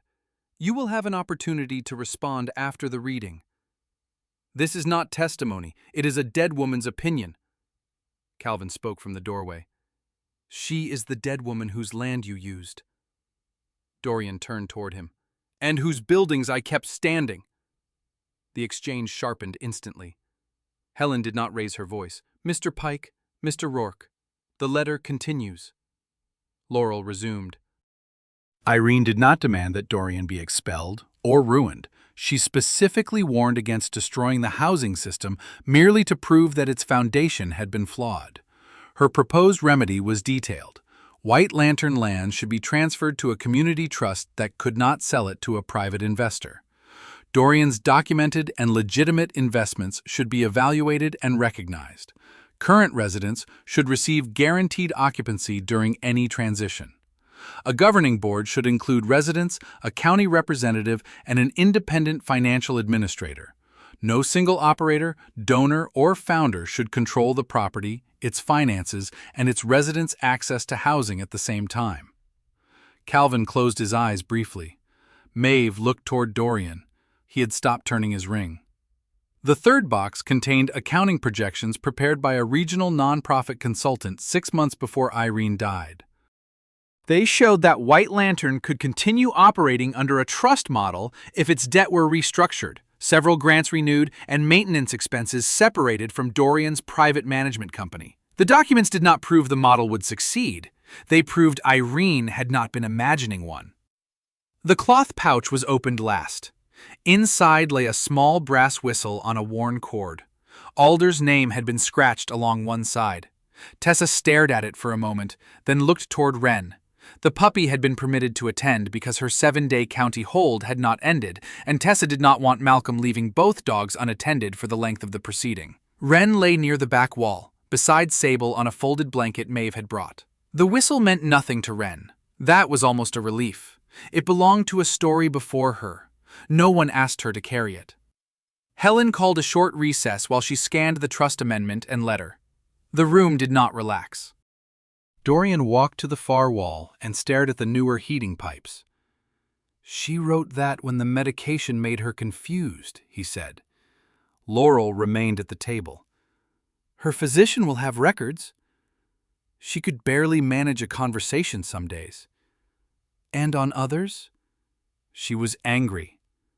Anger does not invalidate a notarized signature. Dorian turned. You know what these projections leave out? Emergency repairs, insurance increases, a winter with 3 vacancies, a lender deciding that community governance means no one is responsible. Calvin stepped forward. You keep saying no one else can understand the pressure. Because none of you had to sign the loans. We were never allowed to see them. I was keeping roofs over your heads and reminding us every time we asked for a voice. Dorian's face reddened. I gave you work when no one else would. Yes, Calvin said. And you still believe that means you get to answer for me now? The sentence struck harder than any accusation about money. Dorian opened his mouth. Nothing came out. Ruth Morrow and the other residents were not in the machine room, but Malcolm felt their absence. People were discussing their homes while most of them waited in another building for news. The argument grew in volume. Dorian insisted Irene had underestimated the cost of collective ownership. Laurel insisted the trust amendment required formal review. Calvin demanded resident representation before any agreement was made. Dorian's attorney warned that careless public statements could affect the cooperative's financing. Wren crawled beneath Malcolm's chair. The movement was quick and silent. Her shoulders pressed against the metal legs, her unfinished right ear folded flat. Every adult voice made her body smaller. Sable rose. She did not look toward Dorian or Calvin. She stepped around Malcolm's chair and lowered herself across the open side beneath it. Her body created a boundary between Wren and the room, leaving the puppy an exit toward the back wall. No growl. No command. Only space. Malcolm watched Wren's breathing begin to slow. Everyone in the room was arguing about protection. Sable was the only one making anything feel protected. Stop, Malcolm said. No one heard him the first time. He stood. Stop! The room quieted, not because of his former rank, which most of them did not know in detail, but because Malcolm had spoken rarely enough that the word carried weight. He looked at Dorian first, then Calvin, Laurel, and Helen. I don't have authority here, he said. I am not asking for it. Dorian folded his arms. Then what are you doing? Listening to people argue about who saved this place. Malcolm glanced toward the chair. Wren remained beneath it, Sable lying across the opening. The residents are the ones who can lose their homes. They should be protected before anyone protects Irene's reputation, your work, Laurel's interpretation, or my need to know what happened. Calvin's expression shifted. Malcolm continued. If the trust model is reviewed, occupancy comes first. If the cooperative's finances are examined, heat and maintenance continue. If Dorian's investments are challenged, they still get counted honestly. No one uses the residents as leverage for either side. Dorian stared at him. You think that is simple? No. Then why say it as if it is? Because complicated is not permission to forget who pays first. Malcolm looked down at Wren. Her nose had appeared beside Sable's foreleg. The puppy was still afraid, but she was no longer trapped. Helen returned to the table. That principle is consistent with the preservation order, she said. No change to occupancy or essential services can occur without further court review. Dorian's attorney began to object. Helen stopped him with a glance. I said consistent. I did not issue a final ruling. She placed the trust amendment, Irene's letter, and the financial reports into separate evidence sleeves. Each received a number, seal, and signature. The brass whistle went into a smaller pouch. Tessa returned Alder's collar to its evidence sleeve and logged the time. The safe itself was closed but not relocked. Helen placed a numbered court seal across the door and the surrounding concrete. No person is to access the safe or remaining contents until further order, she announced. Dorian watched the seal being pressed into place. For years he had possessed the building, the records, and the only full understanding of its finances. Irene's doubts had existed in private. Residents had known only fragments. Gratitude had filled the gaps. Now the information belonged to a process he did not control. It did not make Malcolm feel victorious. It made the room feel more honest and less stable. Outside, winter sunlight covered White Lantern Station in a brightness that revealed every patched roofline and shoveled path. Calvin stood beside Malcolm near the entrance. Do you think that letter saves us? He asked. No. Calvin nodded as though the answer mattered. Good. Why good? Because I am tired of being saved by one person. behind them, Helen carried the sealed evidence boxes toward a county vehicle. Dorian remained inside with his attorney. Laurel stood in the doorway holding no papers at all. For the first time since Malcolm had met her, she looked uncertain. Sable came out last. Wren followed close beside her, hesitated at the strip of sunlight across the threshold, then stepped through. No one had won. The land had not changed hands. No contract had been cancelled. No one had been forgiven. But the safe was empty of secrecy now, even while its documents remained sealed. Dorian was no longer the only person who knew what White Lantern had cost. And Irene was no longer the only person who had questioned who was paying. Evelyn Shawcross did not begin with Irene's letter. She began with the heating bill. The first transition meeting took place in the common room at White Lantern Station, where long tables had been pushed together beneath fluorescent lights. Snow brightened the windows, and the building's old radiators clicked at uneven intervals along the walls. Evelyn placed a stack of documents before her and held up a single page. "This is February fuel consumption," she said. "Before we discuss justice, ownership, gratitude, or betrayal, someone needs to explain why the East Wing uses 30% more heating oil than the West." Dorian Pike sat at one end of the table with his attorney beside him. Calvin Rourke occupied the opposite end among 6 elected resident observers. Laurel Ansell had been asked to advise on Irene's estate documents. Malcolm sat near the wall, not at the table because his role remained limited to witness and technical consultant. Evelyn had been appointed by the probate court as an independent nonprofit governance specialist. She was 55, tall and spare, with close-cropped dark hair threaded in silver and a face that seemed permanently unimpressed by dramatic language. She wore a slate-gray suit beneath a practical winter coat and had organized the White Lantern records into labeled binders before most of the room had finished coffee. Dorian looked at the heating report. "The East Wing has older windows." "Then the building has an efficiency problem, not a moral problem," Evelyn said. "That can be priced." She placed a second sheet beside the first. "This is the cooperative's debt schedule. This is the current land agreement. This is Irene Bellwether's unrecorded trust amendment. None of them cancels the others by simply existing." Dorian's attorney leaned forward. "So the current purchase option remains valid?" "Under review," Evelyn corrected. "The court has temporarily suspended any sale, transfer, or additional encumbrance of the land. The clause may ultimately be enforceable, voidable, or subject to negotiated modification." Calvin folded his arms. "What happens to us while lawyers decide?" "You remain housed. The preservation order prevents eviction based solely on the dispute. Essential services must continue." "And if the cooperative runs out of money?" Dorian asked. "Then we discuss cash flow instead of pretending uncertainty is the same as collapse." Evelyn opened another binder. She had spent 6 days examining White Lantern's operating records, loan documents, maintenance contracts, and Dorian's private management accounts. Her preliminary conclusion pleased no one completely. The papers from Irene's safe did not give the court a simple basis to remove Dorian immediately. He had made real investments, contractors had been paid, repairs had been completed.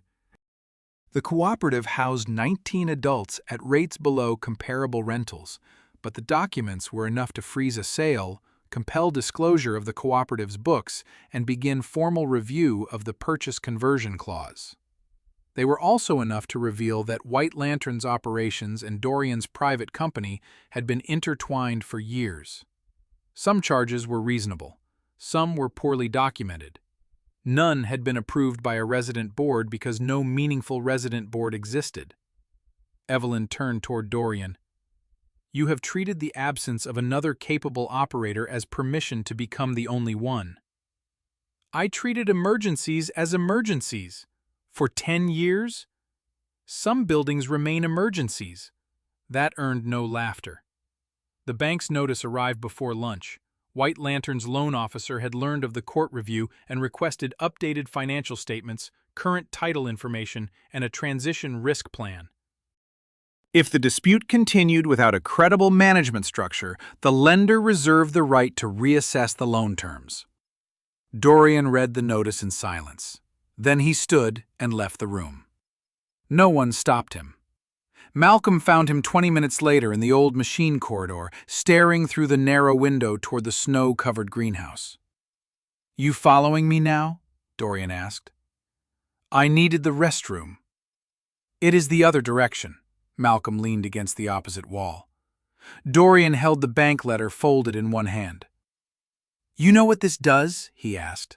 "They raise the rate, the operating margin disappears. They demand new security, we have none. They freeze the reserve account, the roof repair waits until spring and becomes twice as expensive." Evelyn says there are options. Evelyn bills by the hour to describe options. She was appointed by the court. That does not make heating oil cheaper. Dorian looked older than he had at Malcolm's door days earlier. The polished authority remained, but fatigue had begun showing through it, like dark wood beneath worn paint. "There are 3 ways this ends," he said. "I fight the trust amendment, maybe I win, maybe I lose. Either way, every lender and contractor sees White Lantern as unstable." He lifted one finger. "Or I sell the unused north parcel to reduce the debt." Irene prohibited private resale. "Her amendment was never recorded. You know what she wanted. Wanting does not pay a loan." A second finger. "Or I accept Evelyn's restructuring plan and surrender control of something I spent 10 years keeping alive." "Those are the options?" "No. Those are the options everyone gets to judge after I took all the risks." Malcolm understood the anger better than he wanted to. There were tasks no one volunteered for until they succeeded. Afterward, everyone remembered principles they had not been willing to finance. Dorian unfolded the bank notice. "There are documents from the safe that have not been released publicly. Irene's doubts, the financial projections, her accusations about how I explained the clause. They are under review. You are listed as the independent witness who connected the collar to the documents. That does not give me control over them." "It gives your opinion weight." Malcolm said nothing. Dorian stepped closer. "I am not asking you to lie." The sentence arrived too carefully. "What are you asking?" "Tell Laurel and Evelyn that Irene's letter should remain confidential until the lender completes its review. Tell them public disclosure could damage the residents." "That is their decision." "They listen to you." "They tolerate me." "Same thing in a small room." Dorian looked through the window again. "If that letter circulates now, every rumor in town becomes fact before anyone audits a number. Contractors ask for cash, donors pull back, residents panic.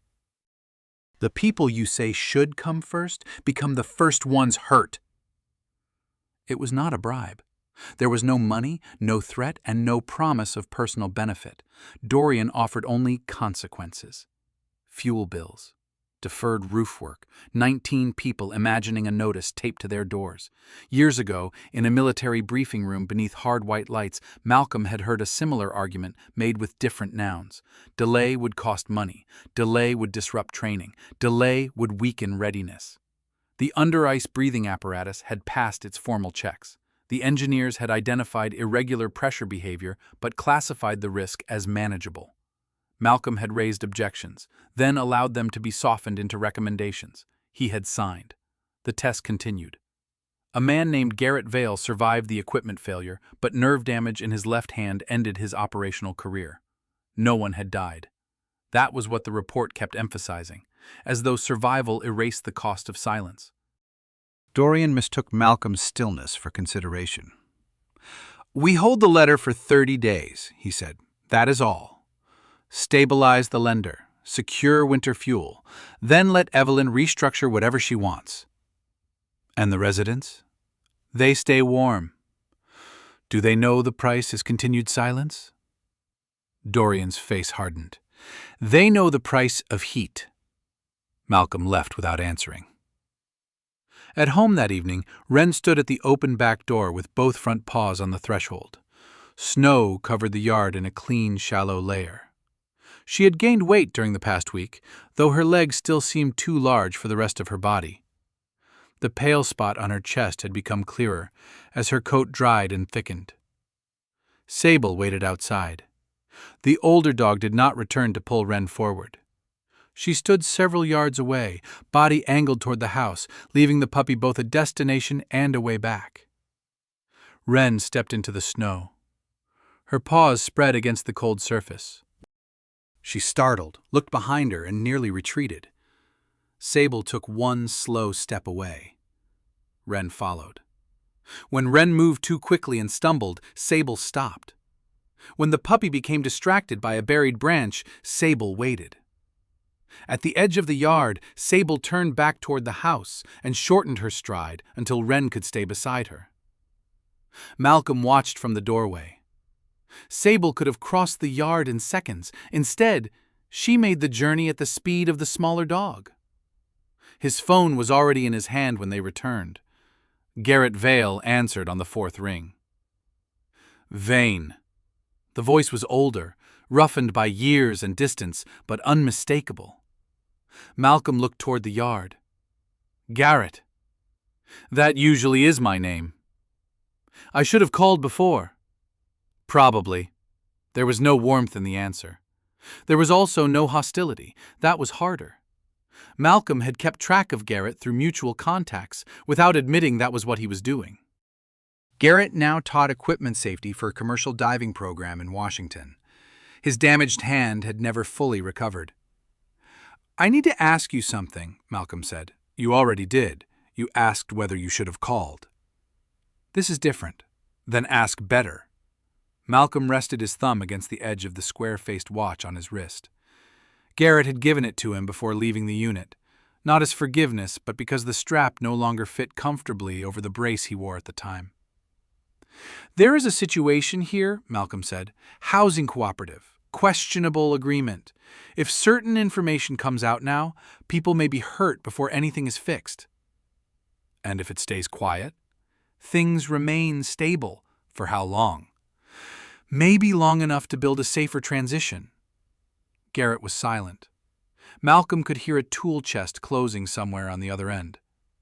You want me to tell you silence can be responsible, Garrett said. I want to know whether timing matters. Timing always matters. That is not an answer. It is the answer you gave yourself last time. The words landed without accusation. Malcolm closed his eyes. I thought stopping the test would cost the team months. It would have. I thought the flaw might be manageable. So did everyone. I signed. Yes. Malcolm waited for anger that did not come. Garrett continued. You think I needed you to punish yourself for 20 years? I don't know what you needed. I needed you to say the sentence before we went under. What sentence? That the equipment was not ready. Malcolm looked through the glass door. Sable had stopped beside Wren's water bowl until the puppy began drinking, then stepped away. Garrett's voice remained even. You keep treating guilt like a debt that grows interest. It does not help me. It does not make you honest. It just keeps the moment centered on you. Malcolm's grip tightened around the phone. That is fair. I wasn't trying to be fair. What would you do now? No idea. I teach divers, not housing law. Despite everything, Malcolm gave a short laugh. Garrett did not join him. But if people are going to pay for the truth, Garrett said, they should at least know what they are paying for. Do not choose silence for them and call it protection. The call ended without forgiveness, reconciliation, or a promise to speak again. It was still more than Malcolm had possessed that morning. The next meeting took place 2 days later. Evelyn presented a formal transition proposal. White Lantern's books would undergo an independent audit. Dorian's documented investments would be verified and assigned either reimbursement value or recognized debt. The land would move into a restricted community trust if the court approved the amendment and the parties signed a settlement. Residents would elect voting representatives. A county representative and independent financial administrator would join the board. Dorian could remain as paid operations manager for 1 year, but he could no longer approve contracts with his private company, alter rents, borrow against the property, or make major expenditures without board authorization. The plan also required a temporary stabilization fund to ensure fuel, repairs, and occupancy continued during the transition. Dorian read the proposal with his face closed. "This removes every tool necessary to manage a crisis," he said. "It removes your ability to define every disagreement as a crisis," Evelyn replied. Malcolm asked to speak. He told the room about Dorian's request without dramatizing it. He did not accuse Dorian of bribery or blackmail. "He asked me to support delaying disclosure of Irene's letter for 30 days, Malcolm said. His reasons were fuel, lending risk, and continuity. A murmur moved among the residents. Dorian stared at him. "I asked you to prevent panic. You asked me to help decide what they were allowed to know. I was protecting the operation." "That is what you always call it," Dorian pushed back from the table. "You think a confession makes you brave?" "No," Malcolm looked around the room. "I think keeping the documents quiet would make the transition easier in the short term. I also think the residents have the right to understand why the transition is happening." He turned toward Dorian. "I am not supporting public humiliation. I am supporting disclosure to the people whose homes are involved." Calvin rose from his chair. He did not speak immediately. His bent little finger rested against the table, and the red voltage tester remained in his shirt pocket. "I know what you did for me," he told Dorian. Dorian's expression shifted. "You gave me a room when I was sleeping in my truck. You gave me work when I could barely finish a day without thinking about my wife. I will not rewrite that because I am angry." The room became completely still. Calvin continued. "But I do not want to live in a house where my gratitude is counted as part of the rent." Ruth Morrow stood next. "You let me pay late," she said. "You also reminded me of it when I asked who approved the maintenance fees." Another resident spoke. Then another. No one called Dorian a thief. No one denied the repaired roof, the new boiler, or the months of reduced rent. They thanked him. Then they asked for votes, for access to records, for the right to disagree without being told disagreement proved disloyalty. Dorian sat through all of it. His face changed slowly, not toward remorse, but toward recognition that the system he had built no longer accepted him as its sole interpreter. Evelyn placed the settlement framework before him. "If you continue litigation," she said, "you may preserve your purchase option. You may also trigger loan review, extended court costs, and years of uncertainty." She tapped the second section. "If you sell the north parcel, you reduce debt but violate the central restriction Irene attempted to create." Then the third. "If you enter transition, your verified investment is protected. Essential services continue and you remain paid manager for 12 months. You lose unilateral control." Dorian looked toward Calvin. "What happens when the board cannot agree and the boiler fails at midnight?" Calvin answered, "We call the man who knows the boiler." "And if I am that man?" "Then we call you." The simplicity of it seemed to hurt. Dorian turned his gold ring once. He did not apologize. He did not confess to greed or announce that Irene had been right. He asked 3 questions about liability, 2 about reimbursement, and 1 about the authority of the future board. Evelyn answered each one. At last, Dorian picked up the pen. "I want the stabilization fund confirmed before any transfer filing." "Reasonable," Evelyn said. "I want the audit to distinguish investment from management fees." "It will." "And no resident loses occupancy during the first year unless there is documented safety risk or serious lease violation?" Calvin looked at him. "That should have been in writing already." Dorian lowered his eyes to the agreement. "Yes," he said. Then he signed the preliminary transition framework. The sound of the pen moving across paper was quiet. Nothing in the room transformed. Dorian remained difficult. The financial risks remained real. The court still had to approve the final structure. But White Lantern had crossed from ownership by gratitude toward governance by consent. That evening, Malcolm stood in his yard while Sable and Wren practiced returning from the tree line. Wren wandered too far toward a drift. Sable slowed. The puppy noticed the distance and hurried back, oversized paws throwing powder behind her. Sable did not correct her. She simply adjusted her pace until they reached the porch together. Malcolm opened the door. He thought of Dorian learning that leadership did not require everyone else to remain dependent on his stride. He thought of himself learning the same lesson years too late. The stronger dog entered last, not because she had been defeated, because she had made sure the smaller one reached home first. By late March, winter had begun loosening its grip on northern Idaho without admitting defeat. Snow still covered the shaded roads and the deep ground beneath the pines, but the surface softened each afternoon.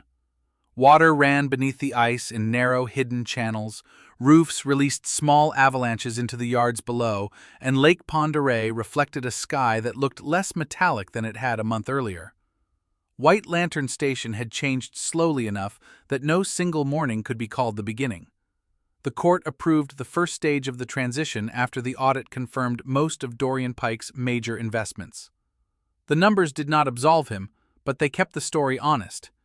He had paid for the boiler, roof, well system, and several years of operating shortfalls. He had also routed management work through his private company without meaningful oversight and allowed residents no real voice over the building that governed their lives. Both truths were entered into the record. The land had not yet completed every step of its transfer into the new community trust, but the sale restriction was active, the resident protections were in force, and the governing board had begun meeting.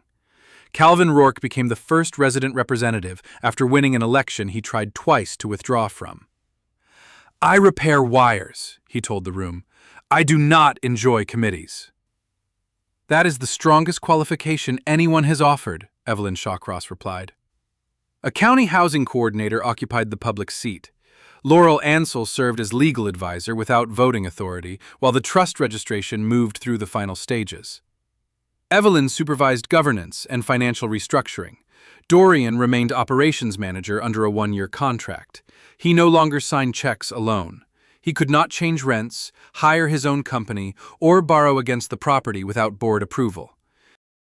Every month he placed the operating statements on the common room table, while Calvin and two residents asked questions he once would have considered insulting. Dorian answered them.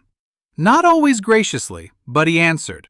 The rotating service seat went first to Jonah Creed, who began rebuilding Irene's winter route map from old notebooks, county records, and his own fading memory.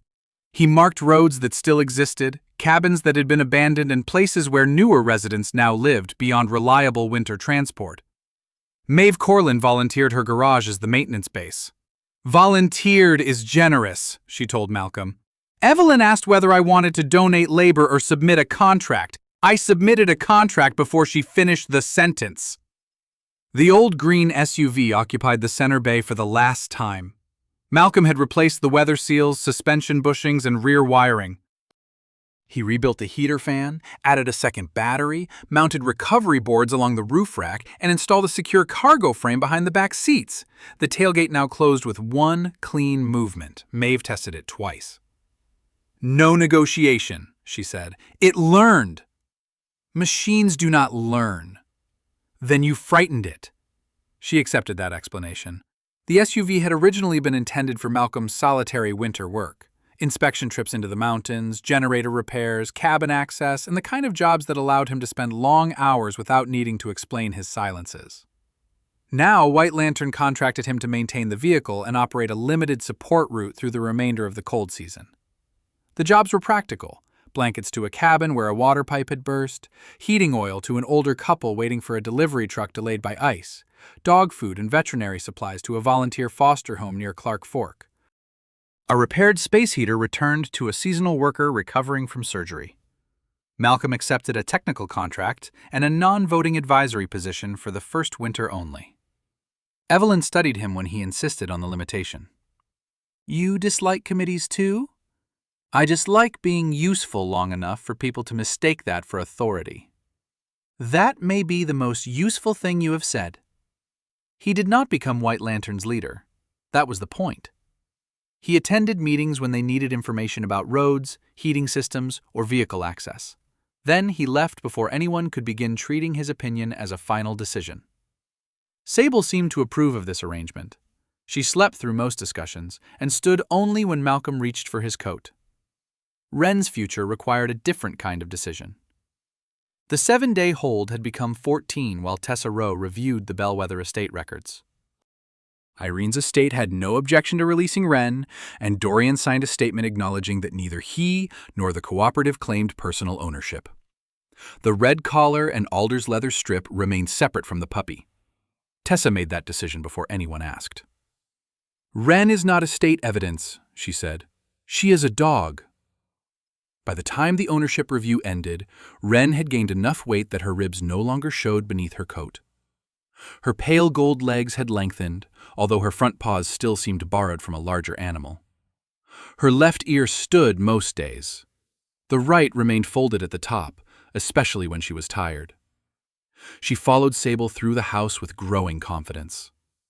When Sable carried an old rubber ball from the mudroom, Wren trotted behind and returned with a frayed canvas glove instead. When Malcolm took Wren to the clinic, Sable waited beside the front window until the SUV returned, then walked directly to the puppy and inspected her from nose to tail. On the one afternoon Wren remained at the clinic for several hours of observation, Sable slept beside the empty crate rather than in her usual place near the stove. None of it looked dramatic. That made it harder for Malcolm to dismiss. Tessa came to inspect his house on a bright morning when meltwater dripped from the porch roof. She checked the fencing, food storage, veterinary records, sleeping spaces, and the route between the house and workshop. She asked what Malcolm planned to do when work took him away overnight. "Maeve has agreed to help." "Did Maeve agree, or did you describe the problem until she surrendered?" "She said the words, 'I agree.'" "That does not answer the question." Maeve had agreed, though she had added 3 conditions involving fuel reimbursement and Malcolm never referring to her as a dog sitter. Tessa sat at the kitchen table with the adoption form between them. Wren slept beneath Sable's chin on the rug. "You understand this is not a temporary foster extension," Tessa said. "Yes." "You have an older working dog with some stiffness in one rear leg. A puppy will affect her routine." "I know." "You travel in winter." "I know." "German Shepherds are not low-maintenance furniture." "I know." Tessa lowered the pen. "Then tell me why you want her." Malcolm looked toward the 2 dogs. The sensible answer would have been that Wren was already comfortable in the house, that Sable had bonded with her, that he had the space, money, and experience. All of those things were true. None was the answer. "I want her to stay," he said. Tessa waited. Malcolm rested his thumb against the edge of Garrett's old watch. "I do not like wanting that." "Why?" "Because wanting something to remain means noticing when it does not." The sentence left the room quieter than he intended. Tessa's expression did not soften into sympathy. Malcolm appreciated that. "You are afraid of losing her." "Yes. So your solution is to refuse the years before that happens?" "I did not say it was a good solution. No. You only built a life around it." Malcolm looked at her. Tessa slid the form closer. "Adoption is not a promise that nothing will be lost. Dogs age, people fail, roads close, bodies change." Wren shifted in her sleep and pressed one oversized paw against Sable's foreleg. "It is a promise not to leave first, just because loss might arrive later." Malcolm stared at the signature line. For years he had believed distance reduced harm. If no one depended on him too deeply, then his failures would remain contained. If he did not ask anyone to stay, he would never have to hear them decide otherwise. The theory had produced an orderly house. It had not produced safety. He signed. Tessa checked the date and added her own signature. "That is it?" Malcolm asked. "There will be a final county record and updated license." "I expected more ceremony. You may buy balloons." "I will not. Then this is what you get." Wren woke when Tessa stood. The puppy walked to Malcolm, sat crookedly beside his boot, and looked up as though nothing had changed. Legally, everything had. Emotionally, the change had been happening for weeks. Wren's new collar arrived 2 days later. Soft green webbing, a plain metal tag, Malcolm's phone number, and the address of White Lantern Station as the secondary contact. No symbols, no old leather, nothing that asked the puppy to carry a dead woman's unfinished responsibility. Alder's leather strip was eventually released to the Bellwether Trust after the court completed its inventory. Laurel proposed placing it in storage. Calvin suggested returning it to Irene's house. Jonah said old objects became dangerous when people expected them to explain too much. In the end, they mounted it in a small wooden frame in White Lantern's office. Beneath it, Laurel placed a line taken from a later page in Irene's letter. "Helping someone survive the winter does not give us ownership of their spring." There was no mention of the safe, no explanation of the symbols. The object was not displayed as a trophy. It served as a warning to anyone tempted to confuse service with possession. Dorian stood before the frame on the morning it was hung. He said nothing for a long time. Calvin entered, carrying a maintenance schedule. "The east wing heat is uneven again," he said. "I know. You want me to look at it?" Dorian glanced at him. "Yes." Calvin did not move. "You are asking as operations manager?" Dorian's jaw tightened. Then, with visible effort, he said, "I am asking the building electrician to inspect it and report the likely cost to the board." Calvin nodded. I can do that. It was not reconciliation. It was a new grammar. That afternoon, Malcolm loaded the SUV for its first official White Lantern route. 2 fuel cans were secured inside the cargo frame. A box held blankets, dry food, and a repaired thermostat. His tool case sat near the tailgate, marked by the same short red strip of fabric he used to locate it in snow. Sable climbed into the rear seat and settled near the window. Wren approached the open door, looked at the height, and hesitated. Malcolm reached down, then stopped before lifting her. Sable turned and placed her front paws closer to the edge of the seat. Wren gathered herself and jumped. Her back legs struck the sill, but Sable shifted aside and gave her room to scramble up. Maeve had reinforced the original cardboard box from the SUV with a thin wooden base and canvas sides. Malcolm had objected to keeping it. Maeve ignored him. Now the box sat open beside Sable, lined with a clean wool blanket. It was no longer a hiding place. Wren climbed into it only after circling twice, then rested her head over the edge. Malcolm closed the tailgate. The road north ran between bright banks of snow and tall, dark pines. Sunlight broke through the branches in moving bands across the hood. Their destination was a small cabin beyond a county-maintained road, where 69-year-old Ellis Ward had returned home after knee surgery to discover his furnace cycling off every 20 minutes. Ellis lived alone by choice, not abandonment. He had refused White Lantern housing, but accepted its support route after Calvin reminded him that independence and freezing were not the same thing. Malcolm parked near the cabin and unloaded his tools. Ellis opened the door on crutches and pointed toward the utility room. "It works when someone is standing beside it. Most machines improve under supervision. People, too. That has not been my experience." Ellis smiled and let him inside. The repair was ordinary: a dirty flame sensor, loose connection, and thermostat mounted too close to a drafty window. Malcolm cleaned, tightened, and repositioned what needed to be changed. No hidden evidence waited behind the furnace. No powerful man arrived to stop him. No one needed to be exposed.